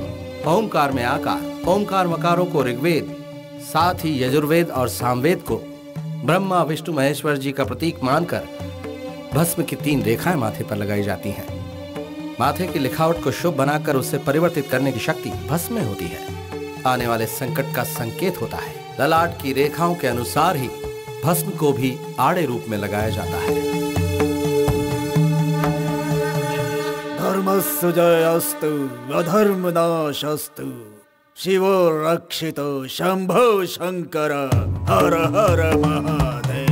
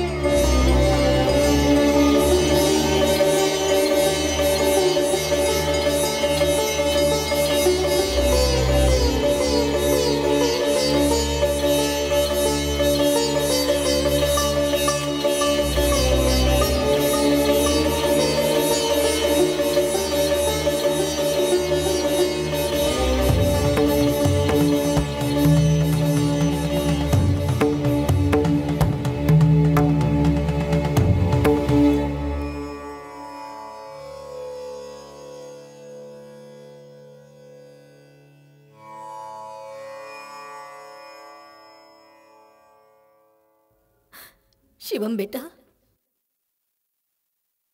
हाँ माँ। मेरा जन्म सार्थक हो गया बेटा। बड़े बड़े विद्वान लोगों के पूछे गए सवाल, निगम, आगम, भगवत गीता, वेद और पुराण, अर्चना, विधि विधान, सब कुछ तुमने इतने सरल तरीके से कहा है। इसका मतलब भगवान शिव ने ही मेरी कोख से जन्म लिया है। आज मैं धन्य हो गई बेटा। माँ, तुम ही मेरी प्रथम गुरु हो। जब तुम तुलसी तुलसी दुर्गा भद्रा कहकर वृंदावन की परिक्रमा करती थी, तब मैं तुम्हारी हर बात सुनता था। जब मैं तुम्हारी गोद में बैठता था, उस समय तुम्हारी सुनाई पौराणिक कथाएं मुझे आज तक याद है। दद्दू मुझे अपने सामने बैठाकर गीता का सार, वेद उपनिषद, शिव पुराण सुनाते थे। मैं खेल खेल में ही उसे याद करता था माँ। दद्दू संध्या के समय मुझे गायत्री मंत्र सुनाते थे, जिसे मैं कविता की तरह याद कर चुका था। संसार के किसी भी कोने में जाता हूँ, वहां पर भी मैं संध्या वंदन करना कभी नहीं भूलता माँ। हमारे पूर्वजों का वो मंदिर हमारे लिए अमूल्य धरोहर है और शिव की सेवा ही हमारा धर्म है। अगर कोई छल कपट से उसे छीनने का प्रयास करेगा तो मैं ऐसा कदाचित नहीं होने दूंगा। शिवम बेटा, इस घर का बड़ा बेटा बनकर हमारे वंश का ही नहीं बल्कि तुमने परंपरा की भी रक्षा की है। पितरों को हर वर्ष पिंड दान करने से कहते हैं उन्हें मोक्ष की प्राप्ति होती है।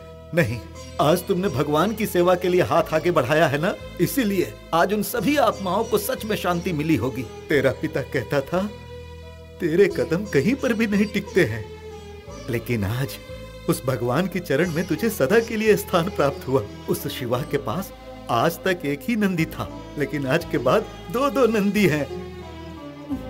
तू दूसरा नंदी है बेटा, तू दूसरा नंदी है।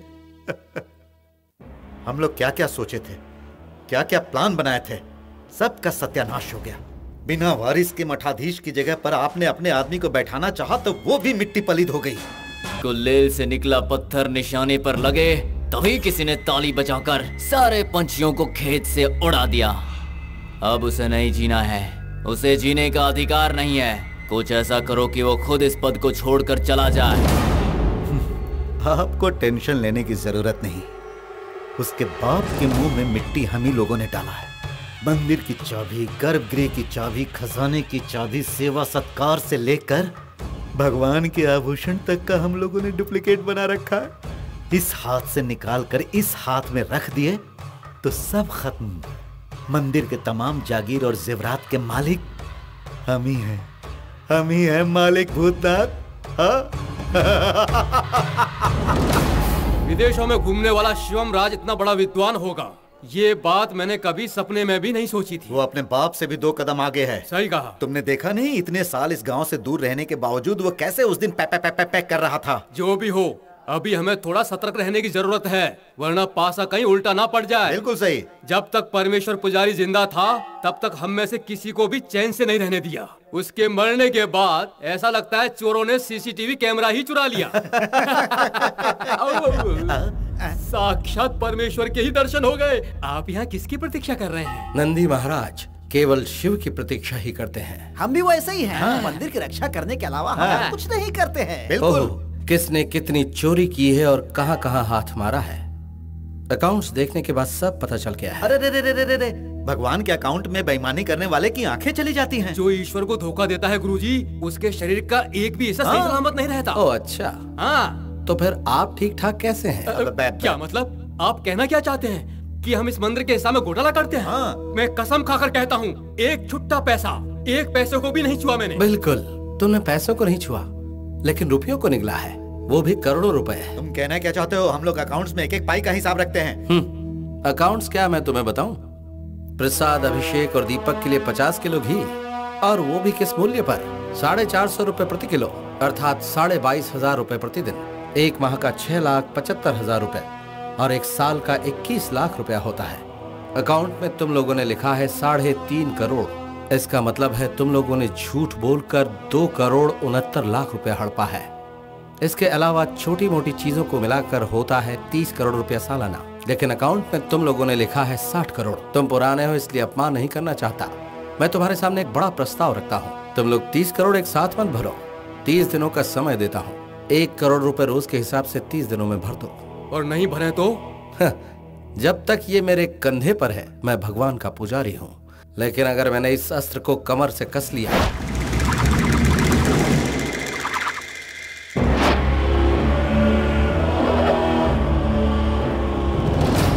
30 करोड़ 30 दिनों में चुका दो, ऐसा हम सबको धमकी देकर गया है वो। खुशियां मनाओ कि अब तक वो सिर्फ अकाउंट की फाइलें देख रहा है। अगर उसने हमारी पुरानी फाइलें खोल दी ना तो हम तीनों जन हर हर हर महादेव के पास पहुंच जाएंगे। अभी अभी तो उसने भगवा कपड़े कंधे पे डाला ही है, पाताल चले जाए तो भी नहीं छोड़ने वाला है वो। हमारी भलाई इसी में है कि हम टाइम पे पैसा लौटा दें। तुम्हारा दिमाग खराब हो गया है क्या? पहले तो शाम से कहता था हम इन्वेस्ट करेंगे, उससे हम करोड़ों कमाएंगे, बड़े बड़े कॉम्प्लेक्स बनाएंगे, इसीलिए हमने सारे पैसे इन्वेस्ट कर दिए। नहीं दिए तो वो क्या बिगाड़ लेगा? उसे उसके बाप के पास भेज दिए तो अपने चेले लोगों को खंबा पिलाकर छोड़ दूंगा और चखने के लिए उसे पेश करूंगा तो मेरे चेले लोग उसकी बस हड्डियों का टुकड़ा छोड़ेंगे। हड्डियों का टुकड़ा ही चाहिए।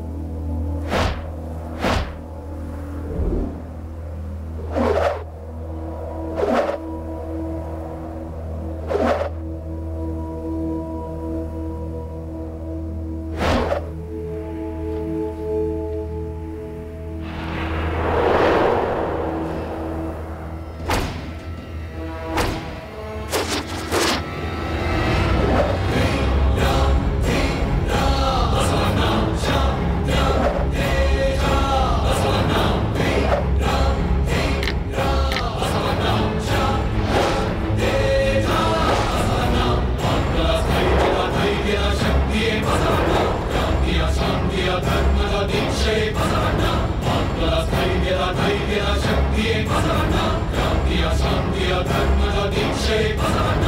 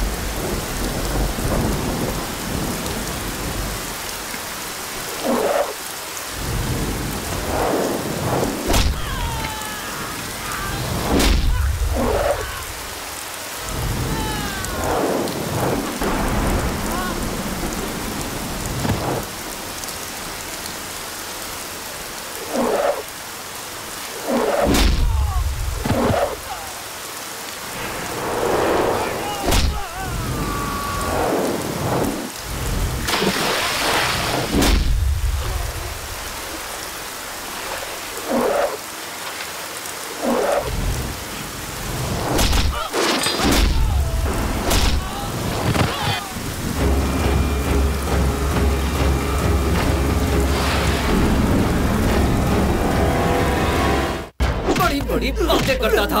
हाँ? क्या कर लिया तूने? क्या किया? हाँ? वापस आ गया।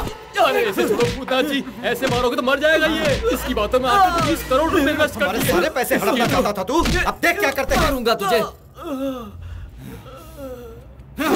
देख लिया, ये काम तुम जैसे चिंदी चोरों के बस का नहीं है। इसके लिए तो किसी बड़े गिरोह को सुपारी देनी ही पड़ेगी। फॉर्म पूरा चेक हो गया क्या? हो गया है भाई, सामने से हमें कंफर्मेशन में मिल गया है। अमाउंट का क्या हुआ? ट्रांसफर कर रहे हैं भाई। ओके, मुनीर कहाँ है? देखा, 100 साल तक नहीं मरेगा ये। मुंबई से एक डील मिला है भाई, एक पुजारी के लिए। इस तरह के चिल्लर डील में हाथ नहीं डालने का कितनी बार समझाया मैंने। करोड़ों का डील है भाई। एक पुजारी को टपकाने के लिए करोड़ों रुपए की डील। इसीलिए उसका फोटो फैक्स करने को कहा है। इंटरेस्टिंग। स्नेक, जाके जरा चेक करो फैक्स आया है क्या। ओके। इस काम को करने के लिए मैं खुद ही जाऊंगा।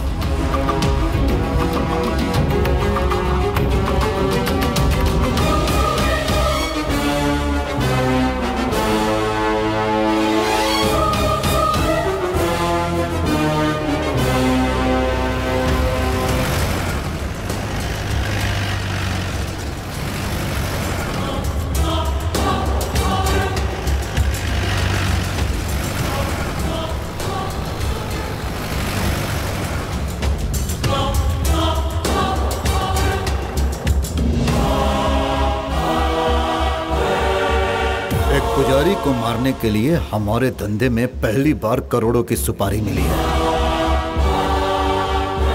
निशाना चूकना नहीं चाहिए। निशाना सीधे उसके सर पर लगाना। जरा हम भी तो देखें ये करोड़ों की चीज है कौन।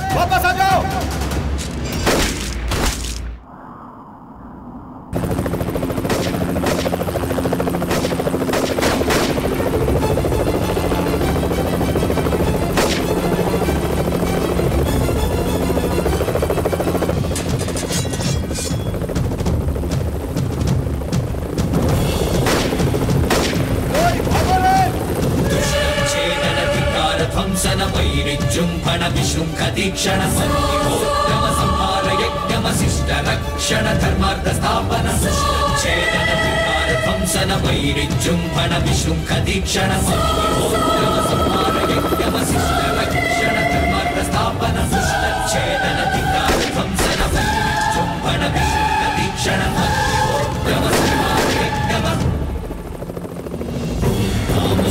तापसो शिखरधूम ओजसो तेजसो विलयतुं तुं तुं तुं तापसो शिखरधूम तुं तुं तुं ओजसो तेजसो विलयतुं तुं तुं तुं तापसो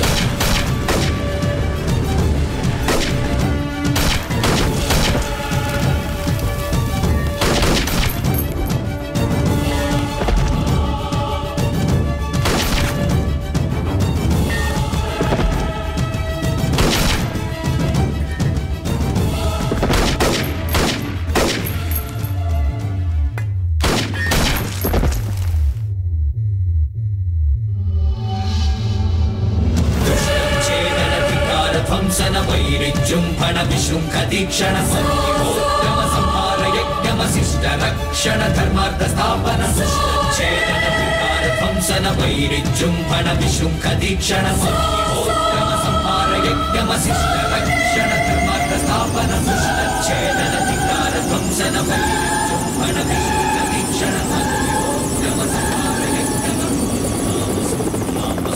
शिखरधूम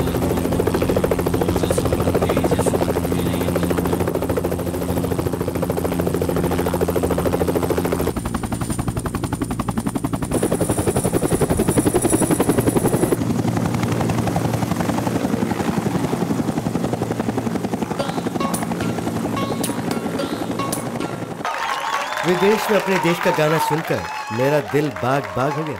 बहुत खुशी मिली है मुझे। आपकी तारीफ? मवाली boy.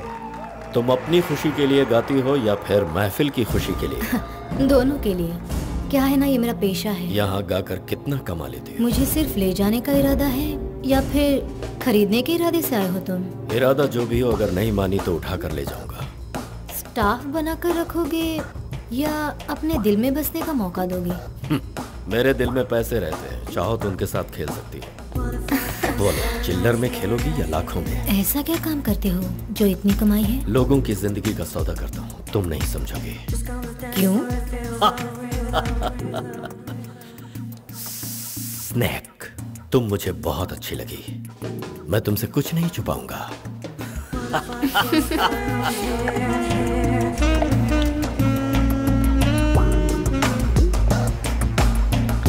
Dance for it feels all real.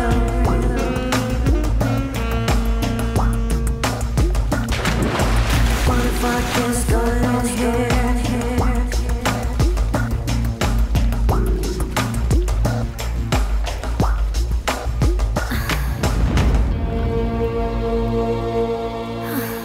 Do. Come on. 4. Yes, 4. अब देखो, बोल्ड होगा। बोल्ड। सिक्स सेंस है? नहीं, फिक्स सेंस है। अब कौन आएगा बताओगी? समीर। नो बेबी, खुशवंत आएगा। ग्राउंड पर प्लेयर्स मेरे कहने के मुताबिक ही आते हैं। 1 ball to go, 6 runs to win, last wicket. Come on. Ball! Wow! Come on, baby. You tell me one thing. इस मैच फिक्सिंग में तुम कितना पैसा कमा लेते हो? मैं गेम फिक्स करता हूँ पैसा कमाने के लिए, पब्लिक को उल्लू बनाने के लिए। उन लोगों के लिए क्रिकेट ही सब कुछ है और मेरे लिए पैसा। टीम जीतती है तो पूरा देश सेलिब्रेट करता है और हार गए तो सभी मुंह लटका लेते हैं। और स्पेशली ये जो इंडियन प्लेयर्स हैं ना, उन लोगों को हार्ड कैश नहीं चाहिए और थ्रेटनिंग कॉल्स भी नहीं चाहिए। उनके होटल के रूम में चीयर गर्ल्स को भेजकर उसका हम फुटेज बनाते हैं और फिर सारे प्लेयर्स हमारे इशारों पर नाचते हैं। मैं हूँ थर्ड अंपायर। तुम्हें इंडियन से इतनी नफरत क्यों है? क्योंकि इंडिया ने ही मेरे सिटीजनशिप को कैंसिल किया है। इसीलिए मेरी ख्वाहिश है कि वहां का हर सिटीजन टेंशन, डिप्रेशन और सेपरेशन की आग में चलता रहे। पूरे देश भर में असली नकली के फर्क ना होने वाले फेक करेंसीज चलने चाहिए। पूरे इंडिया की आर्थिक स्थिति को मुझे छिन्न भिन्न करना है। देश का हर एक इंसान पैसे पैसे के लिए मोहताज बन जाए। Wonderful plan, don't worry. तुम्हारी खातिर, उस देश के खातिर मैं कुछ भी करने के लिए तैयार हूँ।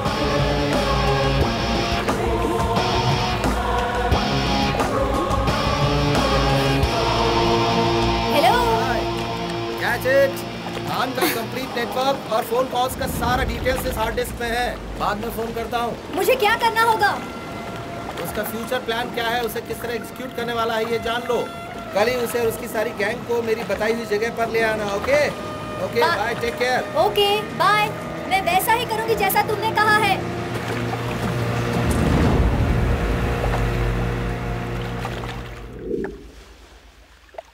भाई लास्ट मंथ सिर्फ नॉर्थ जोन का ही काम हुआ था। सिर्फ 200 करोड़ की ही रेवेन्यू जनरेट हो पाई है भाई। इतना कम होने के बावजूद इस महीने का कंसाइनमेंट अभी तक नहीं आया है। सैमुअल, इब्राहिम, शेट्टी, वाहिद, अब तक किसी ने भी कांटेक्ट नहीं किया है भाई। इसकी वजह अंडरवर्ल्ड में अलेक्जेंडर नाम के एक नए बंदे ने एंट्री लिया है। वो कहाँ से आया, पहले क्या करता था, उसकी पहचान क्या है, ये किसी को नहीं पता। वो बहुत बड़ा खिलाड़ी है। जो काम किसी के बस का नहीं उसमें वो बेझिझक हाथ डालता है। First time middle east, south east, western mafia, Italian mafia, सबको उसने खुश रखा हुआ है। टनों के हिसाब से माल सप्लाई कर रहा है, वो भी कम रेट में। शॉर्टकट में लॉन्ग टर्म की प्लानिंग कर रहा है भाई। वो मार्केट को एकदम सस्ता करके हमें हफ्ता देने वालों को भी उसने अपने कब्जे में करने का प्लान बनाया भाई। कल अगर उसका डील ओके हो गया तो भाई हम लोग मुश्किल में आ जाएंगे। अब तक जितने नेटवर्क को तुम एस्टैब्लिश करते आए हो वो उसे अपने कब्जे में ले लेगा। उससे ऐसा मौका मत दो भाई, मैं ही उसे जाकर भून देता हूँ। तुम्हें जाने की जरूरत नहीं। Snake, you are right. हमारा कोई भी आदमी जाएगा तो वो अपना प्लान चेंज कर देगा, इसीलिए तुम्हारा जाना बेटर है।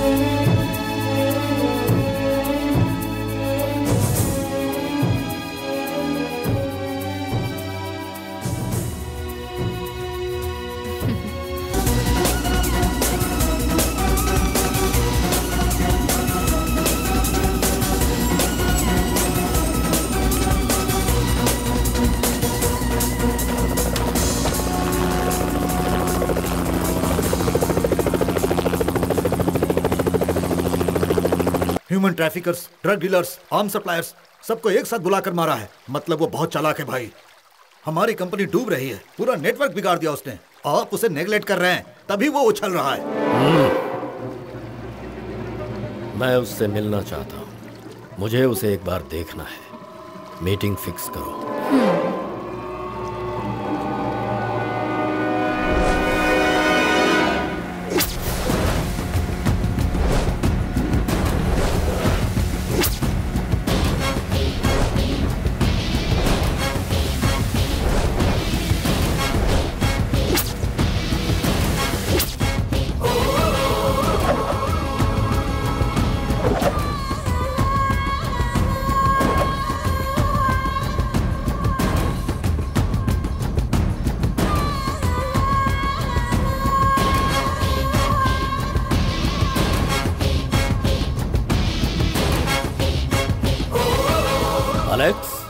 अलेक्जेंडर।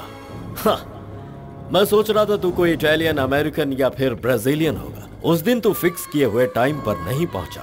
उसी वक्त मैं समझ गया कि तू पक्का 99% इंडियन है। तो जैसे परदेसी लोग टाइम को फॉलो करते हैं और हम जैसे इंडियन को टाइम फॉलो करता है। रियल डॉन को देखने के लिए तू 10 मिनट पहले आया है, जरा अपनी घड़ी तो देख ले। एक छोटे मोटे गैंग को मार दिया तो अपने आप को बहुत बड़ा डॉन मत समझ। हाँ, इस माफिया नाम के सागर में कितनी ही मछलियां हैं, लेकिन इन सब के बीच खतरनाक शार्क मैं ही हूं। फिर भी तेरी हिम्मत की दाद देनी होगी। इस डॉन को देखने के लिए तू अकेला आया है, वो भी बिल्कुल निहत्था। तुम जैसे डरपोक लोग अपने आसपास बॉडीगार्ड और गनमैन रखते हैं। मैं खुद एक हथियार से कम नहीं हूँ, तो मुझे गन की क्या जरूरत। मेरे एक फोन पर मैच फिक्स हो जाता है। कौन सी फिल्म में कौन हीरोइन होगी ये डिसाइड मैं करता हूँ। जहां चाहूं जब चाहूं बॉम्ब ब्लास्ट करवा सकता हूं। लेकिन तेरे अंदर के गट्स और इंटेलिजेंस को देखकर ऐसा लगता है कि मुझे तुम जैसा एक साथी चाहिए। मेरे साथ आ जाओ, तेरे लिए भी अच्छा है और मेरे लिए भी। एक पते की बात कहता हूँ, सुन। एक देश में एक ही राजा होना चाहिए, एक म्यान में एक ही तलवार होनी चाहिए और एक माफिया में एक ही डॉन होना चाहिए, जो कि मैं हूँ। वो तूने क्या कहा था कि इंडियंस को टाइम का सेंस नहीं है, ये सेंस नहीं है, वो सेंस नहीं है। जरा पीछे देख।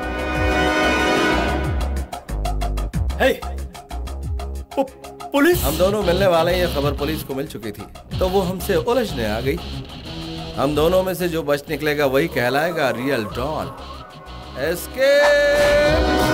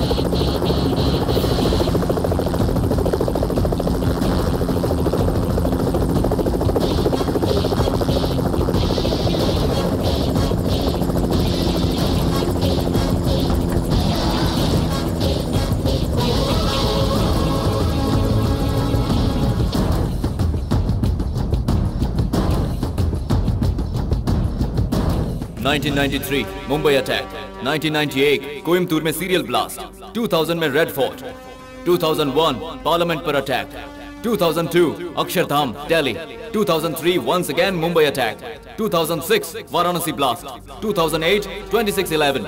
इस तरह से पिछले 25 सालों से हमारे देश पर ही ऐसे अटैक पर अटैक क्यों होते जा रहे हैं? ये सब सिर्फ पिछले 25 सालों से नहीं हो रहा है सर, बल्कि पिछले हजारों सालों से हमारे देश पर आक्रमण होते आ रहे हैं। इब्राहिम लोदी, अलाउद्दीन खिलजी, मोहम्मद गोरी, बाबर, औरंगजेब, चंगेज खान से लेकर आजकल के जमाने में दाऊद इब्राहिम, छोटा शकील, अफजल गुरु, अजमल कसाब, यासिन भटकल, 7वीं शताब्दी से लेकर 21वीं सदी तक हमारे देश पर हमले होते आए हैं सर। पिछले दिनों हमारे देश पर जो हमला हुआ था उसके पीछे अमानुल्लाह खान का हाथ है सर। वो माफिया का खेल खेल रहा है तो हमें भी माफिया का खेल खेलना चाहिए। टेररिज्म का आंसर टेररिज्म ही है।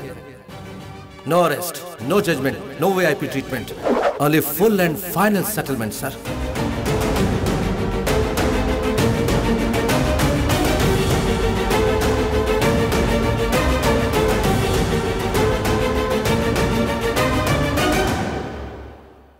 You can proceed. उस दिन तुमने खान को शूट करने के बाद उसके गैंग के बचे हुए लोग तुम्हें कहाँ मिलेंगे ये इन्फॉर्मेशन मैंने तुम्हें दी। उन सबको फिनिश करने के बाद तुम इंडिया लौट आए। मैं भी निकलने के बारे में सोच ही रही थी कि तभी मुझे मुनीर मिला और बर्लिन रोम ले गया। वहाँ खान को दफनाने की तैयारी चल रही थी।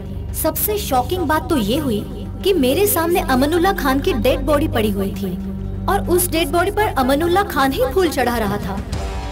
तुमने जिसे मारा वो उसका डुप्लीकेट था। मैंने तुम्हें ये बताने की पूरी कोशिश की but it didn't happen. He is very very intelligent. Exactly.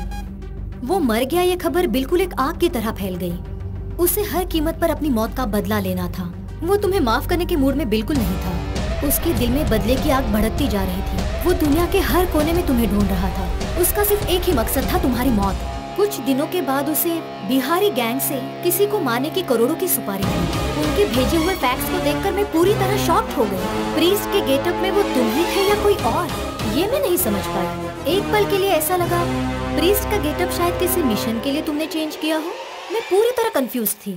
मैं किसी को फोन नहीं कर पाई। मैं पूरी तरह मजबूर थी। मुझे उस वक्त सिर्फ एक ही चीज सूझी कि उन्हें किसी भी हाल में तुम्हारी तस्वीर नहीं मिलनी चाहिए।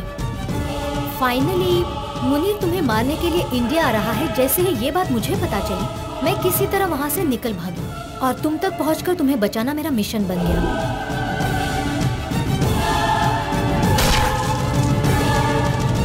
इस इनकम्प्लीट ऑपरेशन को कैसे कंप्लीट करोगे? इसे आपको ही कंटिन्यू करना पड़ेगा सर। ये तुम क्या कह रहे हो? दरअसल बात यह है सर, पिताजी के स्वर्गवास के बाद मंदिर की सारी जिम्मेदारी मेरे कंधों पर आ गई है।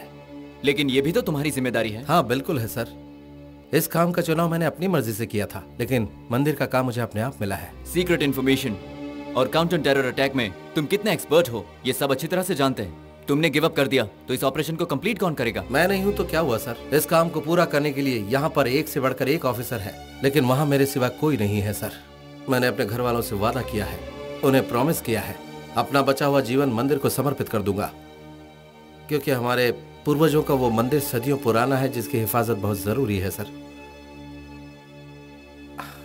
आई am very sorry to resign from my job sir.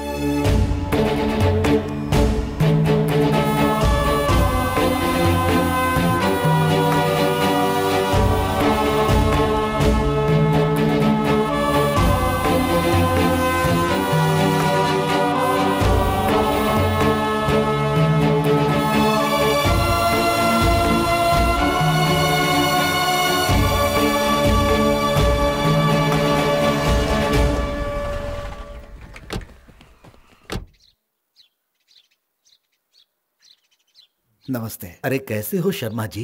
मैं ठीक। घर में सब कुशल मंगल? सभी लोग ठीक हैं। हाँ।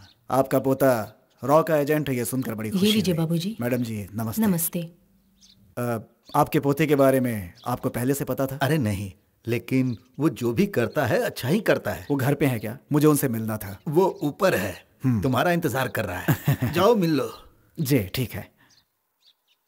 सर मुझे आपको कुछ बहुत ही जरूरी बातें बतानी है। हाँ जरूर बताइए सर। आप रिजाइन करके आए हैं, मुझे ये बात पता चली है, लेकिन उसे एक्सेप्ट ना किया जाए। मैंने बड़े अधिकारियों से ऐसा रिक्वेस्ट किया है। उसका कारण ये है कि आजकल जो क्राइम चल रहा है उसे हम लोग कंट्रोल करने की बहुत कोशिश कर रहे हैं, लेकिन कामयाबी नहीं मिल रही है। सिर्फ इतना ही नहीं, इस मंदिर की जमीन पूरे 100 एकड़ तक फैली हुई है और इस पवित्र जमीन पर चंदन की लकड़ियों की स्मगलिंग हो रही है। ऐसा कंप्लेंट आपके पिताजी ने दिया था, जो अभी तक पेंडिंग पड़ी हुई है सर।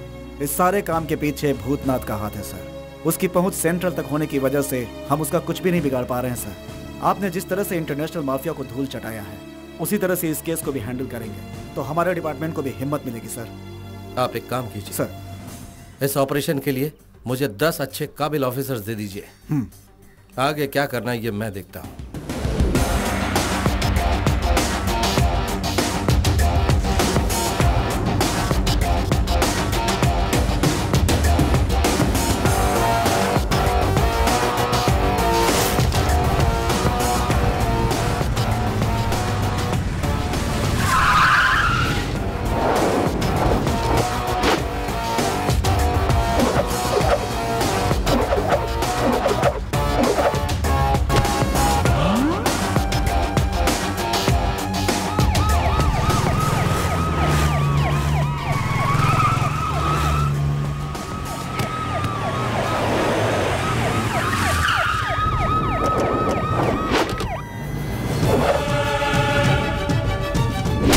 मंदिर पर कब्जा करोगे?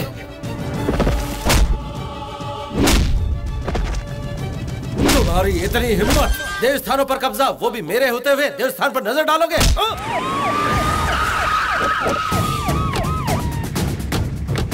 माथे पर भस्म लगाकर इस भूतनाग की चौखट पर आखिर तू पहुंच ही गया।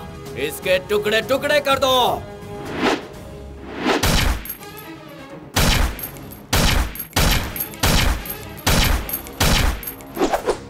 दूसरों के माथों पर भस्म देखकर तेरे तन बदन में आग लग जाती है ना? ले जाओ इसे। शिवम जी, इतने वर्षों से गबन किया हुआ करोड़ों रुपया चांदी सोना हीरे जवाहरात सब लाकर हम फिर से मंदिर के खजाने में जमा कर देंगे। हमें अरेस्ट करके हमारी बेइज्जती ना करो माही बाबू। तुम लोग आस्तीन के सांप हो, देवालय की बदनामी ना हो, इसलिए इस बार तुम पर कोई कार्रवाई नहीं कर रहा हूं। बेहतर होगा ये गांव छोड़ दो।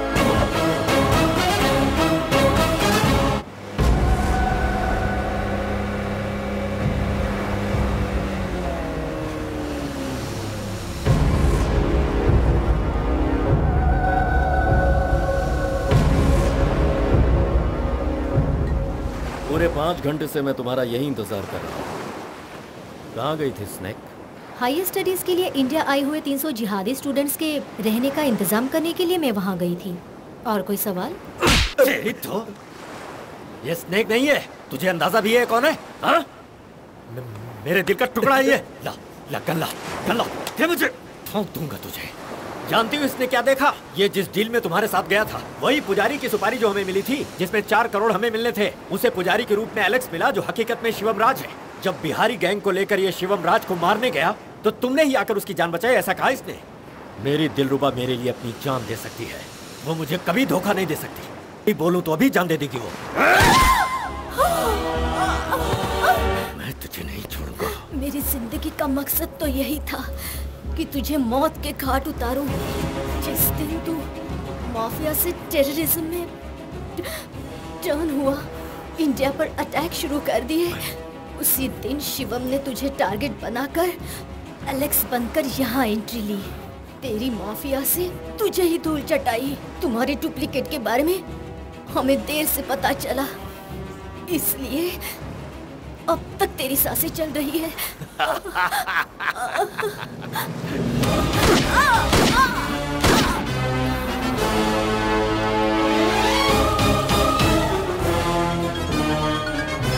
हेलो। मेरे डुप्लीकेट को मारकर ये मत समझना कि तू जीत गया है। सारे इंटरनेशनल माफिया मेरे नाम से थर थर कांपते हैं, समझा? अच्छा सुन, तू एक काम कर, तेरे मरने के दिन बहुत करीब आ रहे हैं, इसलिए तू ऐसा कर कि सारे अंडरवर्ल्ड वालों को अपनी मौत की दावत दे दे। हाँ, कोई कमी मत करना, कोई कंजूसी नहीं, उसके बाद तो निकल जाना, ठीक है ना? अबे अकल के दुश्मन, उससे पहले मैंने मंदिरा को क्यों मारा ये सवाल नहीं पूछेगा क्या? मेरा धंधा, मेरी इमेज, मेरा कारोबार सब कुछ बर्बाद करके तू कहीं जाकर छुप जाएगा और मैं तुझे ऐसे ही छोड़ दूंगा। तू इस गलतफहमी में जी रहा है क्या?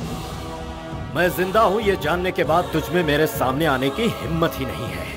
मंदिरा की जान मैंने ली है ये सुनकर भी बदला लेने के लिए तू मेरे पास नहीं आएगा। इतना बड़ा नामर्द है तू। इस मंदिर की जिम्मेदारी मेरे कंधों पर नहीं होती तो मैं वहाँ जरूर आ जाता। तेरे आने तक इंतजार करने का वक्त नहीं है मेरे पास। अबे तुझे तो मैं हरगिज नहीं छोड़ूंगा, मैं खुद आ रहा हूँ। जिस मंदिर के लिए तू अपनी नौकरी छोड़कर इस्तीफा देकर दुबक कर बैठा है ना, वहीं पर आकर मैं तेरे साथ उस मंदिर को शमशान बना दूंगा और तुझे भी वहीं गाड़ दूंगा। तेरी तो चुप बे शैतान की औलाद, तुझ जैसे लोग सदियों से वही काम करते आए हैं। मंदिर तोड़ो और खुद को महान समझने की गलती करो, कभी खुद का तो कुछ नहीं बना सके। अगर तुझ में वाकई इतनी हिम्मत है तो आजा, आजा सामने। ज्यादा मत भाग। मंदिर उड़ाना तो दूर की बात है, सिर्फ यहाँ की एक ईंट को छू के दिखा। आ रहा हूँ तेरे पास।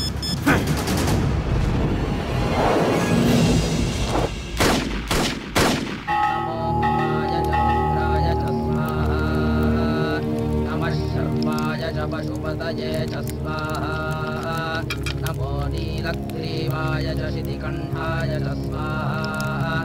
नमः कपर्दिने संयुक्तकेशाय च स्वाहा। नमः सहस्राक्षाय च शतधम्। नमो गिरिशाय च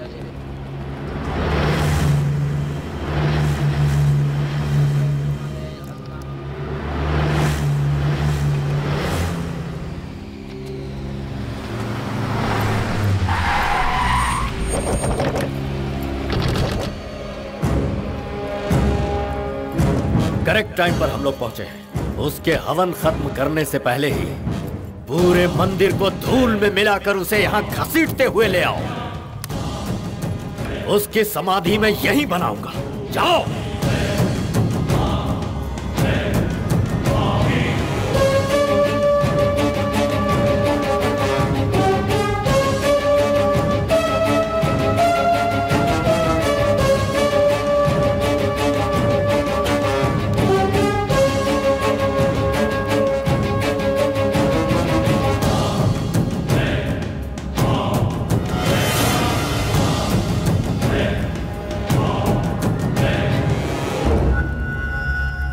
शिवम राज, तूने मुझे चैलेंज किया था ना कि इस मंदिर की एक ईंट भी छूकर नहीं दिखा सकता, वो भी इस अमानुल्लाह खान को।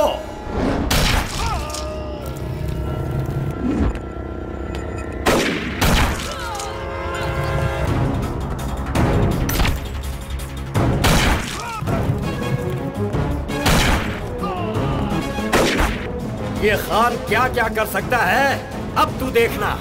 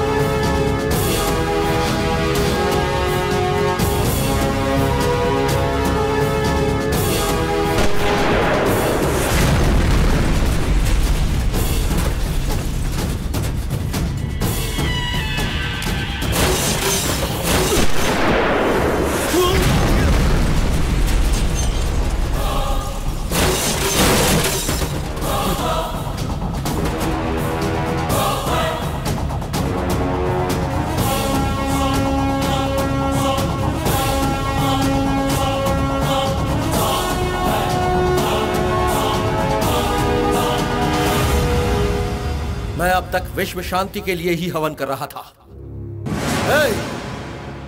क्या कहा था तू मंदिर को धूल में मिलाएगा? हाँ, त्रिनेत्र तक पहुंचने से पहले तुझे इस नंदी महाराज को पार करना होगा।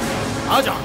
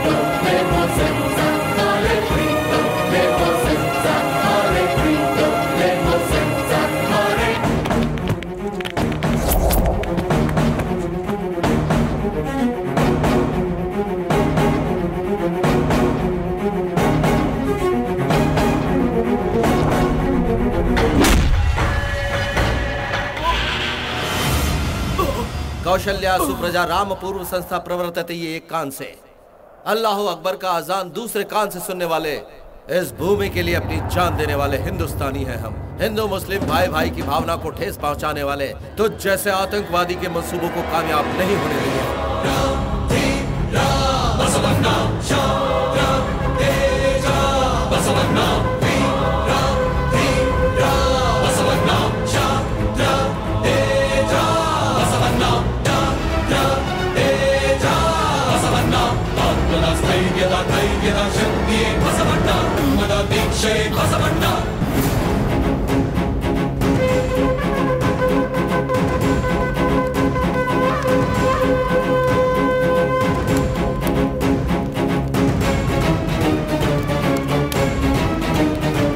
हमारी धरती का कोना कोना, चाहे वो किसी भी धर्म का क्यों ना हो, हर किसी का फर्ज है कि उसे अपने गले से लगाकर एक पवित्र भूमि माने।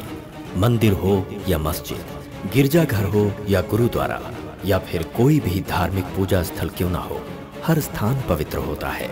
उसकी रक्षा करना हर इंसान का कर्तव्य है। धर्मो रक्षति रक्षितः।